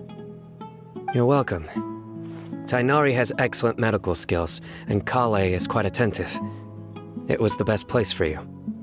But why are you just standing here like a dead tree? I'm meeting some people. Oh, you mean Candace? I've already talked with Candace and the village chief. They're still at the usual place. You can go there if you'd like to see them. But you know one of the people I'm meeting as well. Oh, by King Deshret's blessing, my friend suddenly appears in the desert. Don't tell me you've run into trouble and need us to help now. Ramon! And... huh? Setaria? Oh, you know me? Oh, well, you're pretty famous in the academia. Don't worry, these are our friends. No need to be so guarded. I see. I'm doing well. Many good things have happened recently. Same here. Really, I feel that my whole life has started to shine after suddenly finding a new direction. Oh, tell us everything. Yeah, you go ahead. Alright, well, I suppose I should start by saying I've decided to leave the academia. What? It's not that I've given up on being a scholar. Instead, you could say I've found a new identity. I will no longer pursue research like a typical scholar, but I have not completely given up on my relationship to knowledge either. I can see what you're saying now. What do you mean? I plan to leave the academia and return to teach here in the desert. Wow, so you want to become a teacher? Setaria will return to support education here and teach people from the desert. She can't teach everyone on her own, but there are many of us Eremites all over Sumeru. She came to discuss a collaboration with me and hoped that I could bring her ideas to the Eremites. Yes, it's my hope that the Eremites can help me select a group of smart people with the best aptitude for teaching. I'll teach them, and after they've finished learning from me, they can go educate more people. That is the true meaning of education and the spreading of knowledge. The people of King Deshret suffer from sandstorms, exile, and ignorance. Miss Setaria is more than welcome to come teach here. Her arrival is like a star shining in the desert night. The stars have always guided caravans, thieves, soldiers, and travelers who get lost in the night. They lead those in the dark out of trouble and back to safety. Oh, please. Where's all of this coming from? I'm starting to feel a little embarrassed. You deserve these compliments. Mercenaries are accustomed to danger and don't fear death, which is why we recognize extraordinary actions that common people would easily overlook. Setaria's idea will bring much good to many people. At first, I feared it was destined to fail. Everyone knows that the academia doesn't allow scholars to teach in the desert without permission. As you know, all knowledge is under their surveillance and control, and very few desert dwellers are as lucky as me. But what I heard at that time has been haunting my heart, as if there were lightning bolts constantly bombarding my soul. Setaria, you tread a treacherous path, and the longer you ignore it, the tighter the academia's grasp on you will become. Setaria, why haven't you gone home? Never forget that the desert that belongs to you lies elsewhere. Miss. These words sparked something in me, and I knew that I had to bring something back to my people after going home.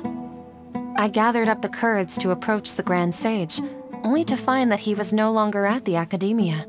Lord Cyno told me that Azar didn't belong there anymore. Azar has received much-needed punishment. Though, if you ask me, it may have been too light. You probably have already heard. Lord Cyno helped me obtain permission to leave the academia for the desert, and accompanied me here to discuss collaboration with members of the Eremites. My plan was able to go smoothly thanks to him and Ramon. You're all doing so much for the desert. Aside from that, I also have some other business to discuss with Cyno. Lesser Lord Kusanali has allocated many resources to support and develop the desert. I've done some business for her, and part of it required the assistance of the Eremites. I applied for a few batches of educational materials from the academia, and sent them to several groups in the desert, as instructed by Lesser Lord Kusanali. I believe the people will make good use of them. That's exactly what the people here need. Physical books and other related items. If it weren't for Cyno and Lesser Lord Kusanali, I'm afraid we'd never be able to get our hands on them. Apart from this, the academia is also recruiting scholars that are willing to teach in the desert. I'll let you and Setarian know as soon as I have any more news. We must be persistent about this, and maintain these resources to ensure long-term effectiveness. This is the first time in hundreds of years we've had a glimmer of hope. I think this may be the turning point for the desert. Remember these words. Here lies our faithful priest, Kasala. His wisdom is a miracle among the people, deserving of high praise and admiration. I hope people with wisdom like that priest will rise again among the desert dwellers. Then we'll once again see the wisdom and glory that once shook the world. Enough about us. Are you here to discuss some business too? No, not at all. We're actually here on behalf of Nilou. Nilou wanted to write to everyone, but she wasn't sure where the letters should be sent, so she asked us to come find everyone personally. A celebration feast will be held in 2 days at the Grand Bazaar. She hopes that all of you will be able to attend. At the feast, we'll also be celebrating Cyno's reinstatement as General Mahamatra. Although, judging from your appearance, it seems you've already been reinstated. Paimon thought you would only start working for the Academia after the feast. Celebration? Feast? It's the first I've heard of it. Tighnari was right. He really didn't know. This feast is for you, Cyno. Sounds to me like you'll have to be there. It's rare to see that kind of expression from Lord Cyno. You must not like feasts very much. No, not really. But I'll go. Well, I still have a lot to handle here. Besides, I need to look after Miss Setaria in the desert, so I'll have to pass. I'm afraid I won't be able to join you. Although, if you'd be so kind, please give a message to Miss Nilou for me. The message is, I'm sorry for how I treated you before, but now I understand the beauty of your dance. It's like a light shining in the sky. You and the art you symbolize are not only beautiful, but also lively and powerful, so much so that it was prohibited. Please keep dancing, and someday I'll be able to appreciate your art in person. Okay, we've got all that down. Our job here is complete as well. Oh, Cyno, remember, party's in 2 days. Make sure you're there. Got it. Everybody's already here. Looks like we're the last ones to arrive. I'm here. Ah, there you are. Well, look who finally decided to show up. You look like you came here immediately after finishing up some work. I'm very happy to see you here. But we're not late, are we? It's just that everyone else arrived ahead of time. I propose that the last one who arrived be put in charge of today's speeches. Nah, there won't be any speeches today. Oh, really? Well, even better. Come join us over here. Let's share some great food and drinks, and chat about all sorts of fun things. Everything looks quite good. Wow! Paimon can't wait! Traveler, just look at all the delicious food here!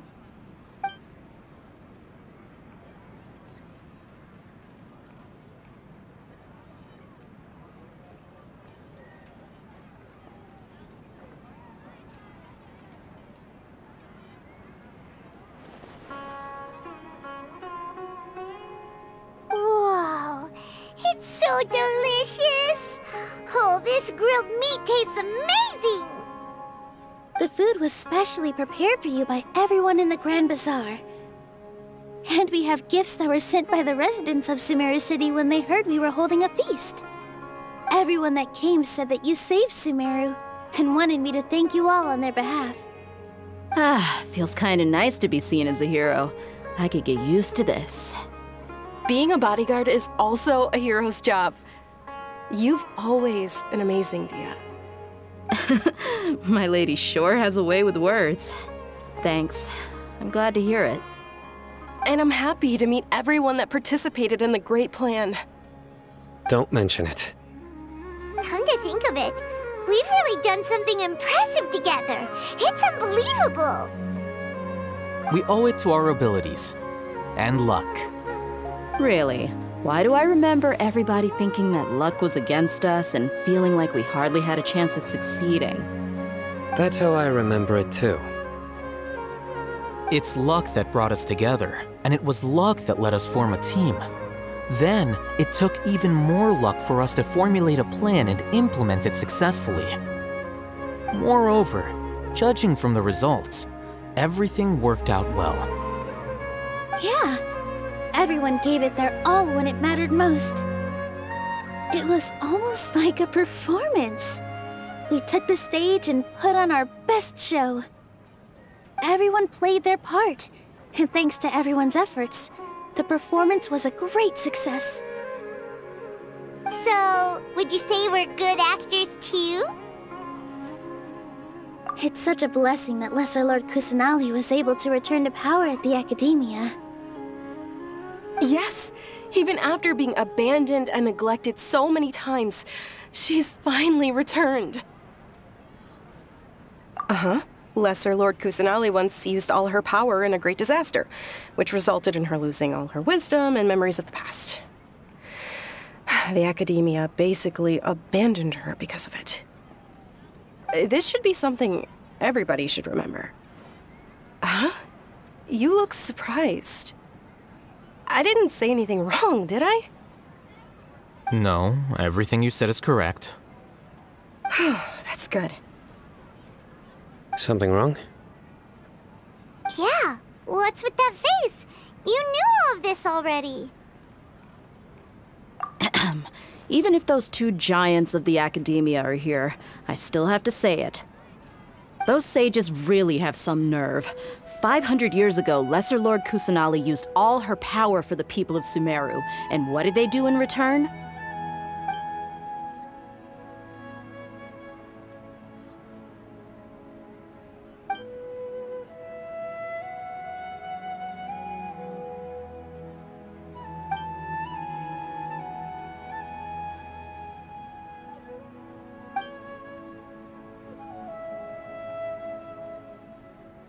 If you bite the hand that feeds you, don't act surprised when it turns into a knuckle sandwich, right, Cyno?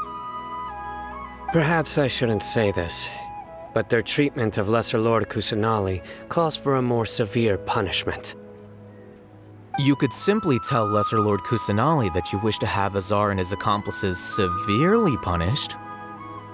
I respect our deity's decision, and won't interfere in any way.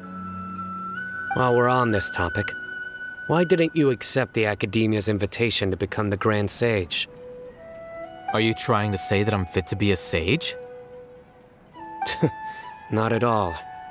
But every person handling the selection process has said that you are the most suitable candidate to lead the Academia right now. Why? Because he dethroned Azar from power? Could you try to put it another way? This is a good thing, yet you're making it sound like I overthrew Azar for my own personal gain. But seriously though, I always wondered if you had some personal motives behind it. I did have my own motive, but it had nothing to do with being a sage. If the rules of our nation were suddenly cast by the wayside, then it wouldn't be long until chaos ensued. I had no intention of letting their dreams disrupt my life. By that, you mean your life working as the Academia's scribe? Precisely. Wait, is that all? So, that's the only reason why you joined us and came up with all those plans? It's reason enough. You've certainly got quite the personality. You flatter me. All right then. How about you? You've already resumed work as the General Mahamatra, right? That's right. Will you be happy with that life? It's not about being happy. There are merely a lot of things that I must do. Even so, keep your spirits up and try to be happy, okay? And try to smile more every day, just like I'm doing now. Thank you. I'll keep that in mind.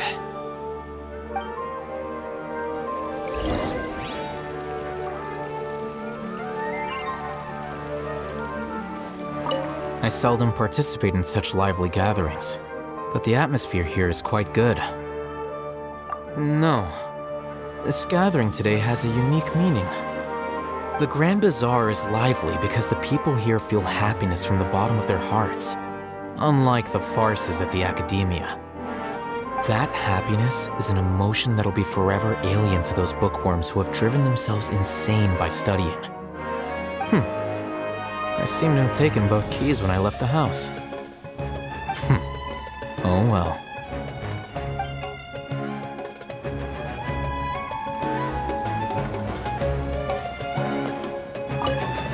The atmosphere here is good, and everything is delicious. Yeah. I don't often come to such places, but it feels quite good. I have a lot to handle these days. Otherwise, I could show you around. There's always next time. We're friends after all. This feast is pretty good. I like it.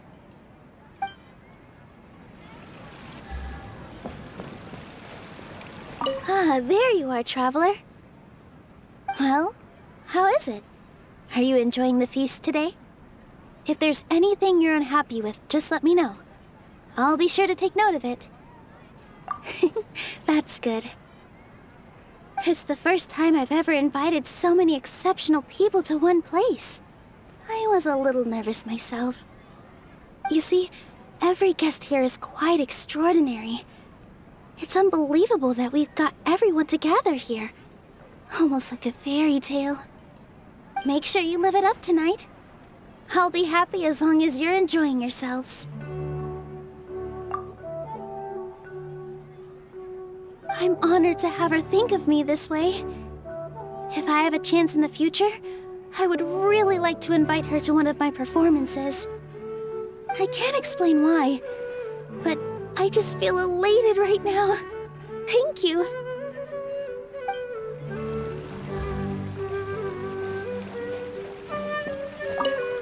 My lady, the grilled meat over there is delicious. Have you tried it? Yes, I also tried some fruit just now. Oh, they're very sweet. What an amazing place to relax. No wonder everybody likes to rest at the Grand Bazaar. You said it. Oh, look who else is here. Hello! Oh, I'm so happy Nilou invited everybody. Oh, now I have the chance to meet all the heroes. Hey, less of that polite chit-chat and more eating and drinking. The feast is about having fun, not stuffy formalities.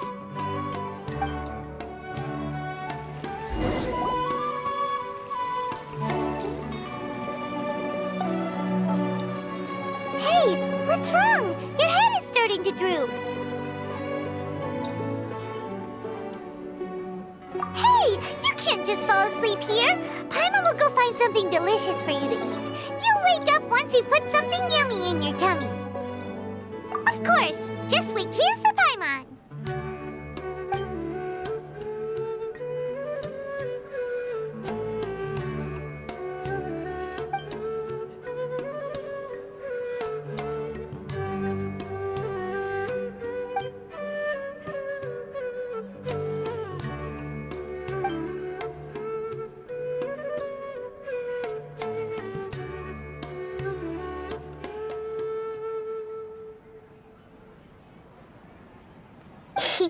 It's me.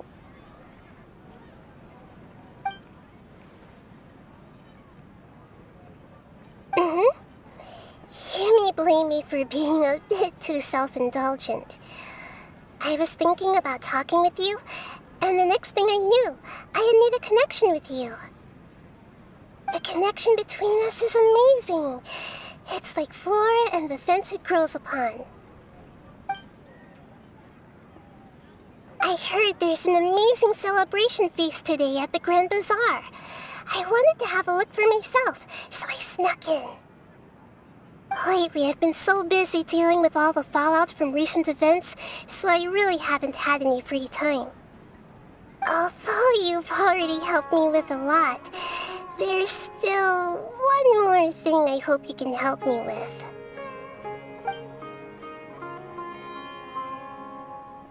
Please say thank you to everyone for me.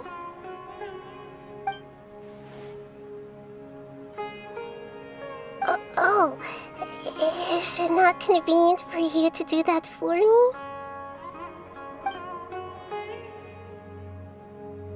But if I just show up all of a sudden, people will become all quiet and stiff, won't they? What if I end up scaring them and ruining this wonderful feast? That'd be the last thing I want.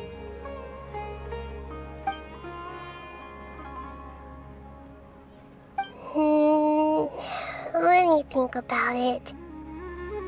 Okay. Yes, I have.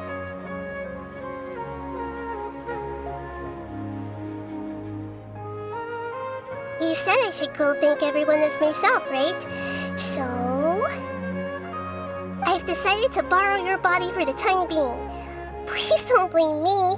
The flora also climbs up to the fence to get closer to the sky.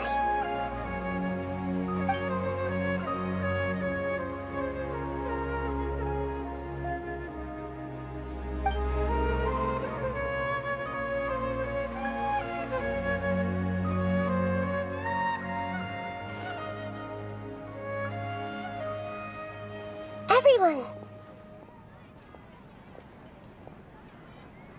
Are you awake now? Paimon was just about to bring you the food. It's me. Huh? That voice. Nehira? Hold up. What's going on? I didn't expect to have a conversation with the consciousness of Lesser Lord Kusanali in the Grand Bazaar. Interesting. Is this also a part of the feast? No, of course not. Are you... Lesser Lord Kusanali? Hello, Nilou.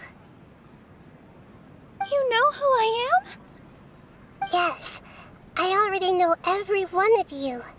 Nilou, Alhaitham, Cyno, Dia, Paimon, and Dunyarzad. Lesser Lord Kusanali? I took the liberty of occupying the Traveler's body so that I could thank all of you in person. Thank you so much for rescuing me, even if that meant placing your own safety in peril and taking the risk of becoming enemies with the Academia, the sages, the doctor, the balladeer, and even the entirety of Sumeru. Without you, without any of you, I would have been in a much more difficult situation. Had you not helped me to resolve the crisis, not only I, but Sumeru and even the entirety of Teyvat would have suffered great misfortune. People refer to you as the heroes who managed to rescue a god. I'm quite fond of this name. It not only explains your identities, but also bears witness to your relationship with me.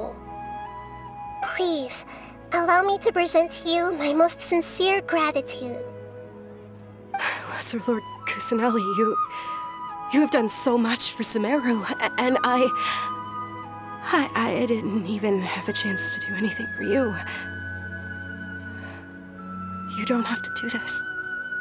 Dunyarzad, the suffering you endured during your illness is also proof of you being with me and praying for me. Thank you. You don't need to be so ceremonious. It's always been my duty to protect you. This is how the relationship between the Academia and Dendro Archon should be. We just did what was necessary and set things back on the right path. You're an Archon, but you act so humble. You really don't need to be so polite with us. I'm honored to have been able to take part in this plan. I hoped you liked the dance I dedicated to you. Thank you, all of you. Thank you so much.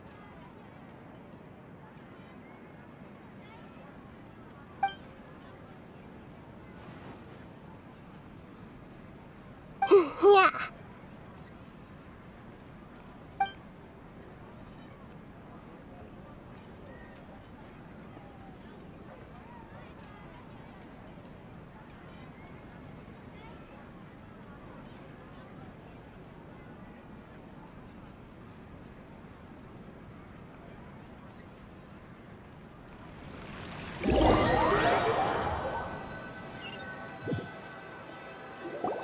Are you awake? Did you rest well? After Nahida left, you ate a lot of food. You've become a glutton. That just means you still have a lot to learn from Master Paimon, the Sage of Gluttony! Alright, since you're awake now, should we go and have a chat with Nahida? She should be in the academia right about now. If you have any questions, now's your chance to ask. Nahida! Hello, Traveler and Paimon. What a fantastic night. I'm still immersed in all the happiness and joy, like a candle floating on water. So are we, and that's why we're here to talk with you. Is there anything you want to know? After recent events, the Akasha can no longer function as it used to. I've given it some thought, and have decided to shut it down permanently. But this is definitely not a bad thing. Even from the beginning, I've been planning to shut it down. The Akasha's centralized administration of knowledge has always restrained people's curiosity and curtailed the number of paths available to them. I don't think this is good for Sumeru. Although people may initially feel a little uncomfortable with the loss of the Akasha, they will soon understand that this life is more suitable for them. And as for the future of Sumeru, I'm preparing to regain control of the academia. The former sages have received their punishment, but the new sages have yet to be selected. I will oversee the process personally. I hope that the new 6 great sages will be more focused on academics. Sumeru needs such leaders more than ever. The other big issue is the people of King Deshret. All the residents of the desert, in fact. They have been mistreated for far too long. I've already taken some measures to address this. It will take some time to rebuild everything, but no matter if it's culture, friendship, or trust, we will rebuild it. You mean, what happened after the doctor put you to sleep? Not exactly. The top-ranked Fatui Harbingers, up to number 3, possess power comparable to that of gods. I was no match for him in that kind of situation. However, in spite of the bad situation, I still managed to make a fair deal with the doctor. I'm sure you remember the entity that changed your fate, the Heavenly Principles. In fact, the Heavenly Principles has been quiet since the Conria disaster 500 years ago. I used this point as leverage against the doctor. I told him that the Heavenly Principles may be awakened if I destroy the Gnosis. Although it was just a bluff, he still fell for it. I assumed that the Heavenly Principles wouldn't just stand by and let such extensive damage to its laws take place. And as for what I exchanged for the Gnosis, the exchange served as both punishment for the doctor, as well as a boon of new knowledge that I couldn't refuse as the God of Wisdom. He's still in a coma. I've hidden him like how one would hide a feather. I know you have many misgivings about him, But as someone who had become a god, he has retained a number of very useful features. Don't worry, I'll keep an eye on him and make sure he doesn't do any evil. In addition, there are still some mysteries left in him. Some things may be very clear from my perspective, but he is still yet to understand them himself. His future will be determined by fate.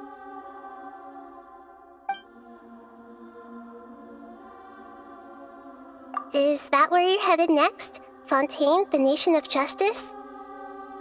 As far as I know, that nation operates in a judicial system. Does their Archon personally judge people? No, there's a Chief Justice in Fontaine. Generally speaking, the Hydra Archon, Focalors, won't preside over individual trials. However, even then, Focalors will still make herself present at just about every trial. It seems that she just likes to immerse herself in that sort of atmosphere. As Archon, she still reserves the right to influence the final verdict. Anyway, let's just say she's got, a very unique personality.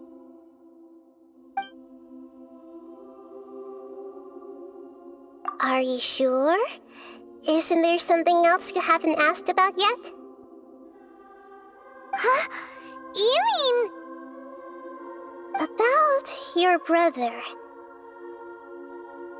While you were resting at Gandharvaville, I took some time to perform an Irminsul search for information on your brother. Yeah! Isn't Irminsul a repository for all the information and memories of Teyvat? So there shouldn't be anything on her or her brother. This is true in your case. Irminsul indeed does not have any information on you. However, there must be something different about your brother, because as it turns out, the world has recorded information on him after all. What? There's only one possible explanation. He belongs to this world.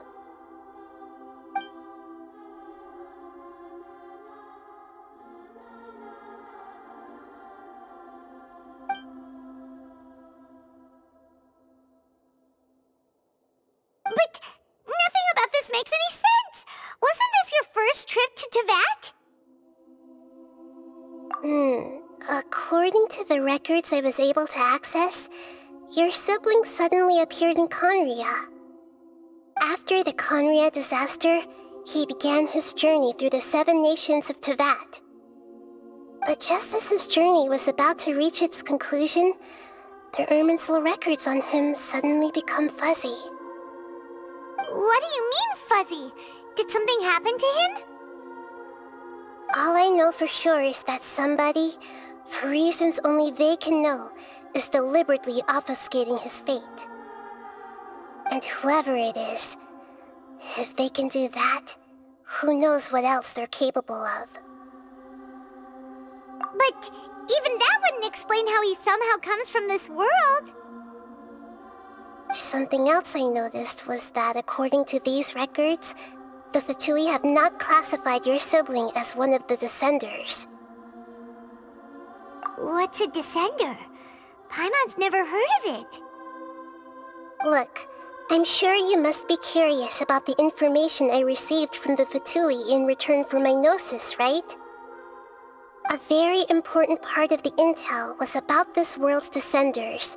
External beings, ones that don't belong to this world. Traveler, you are Teyvat's 4th Descender. Huh?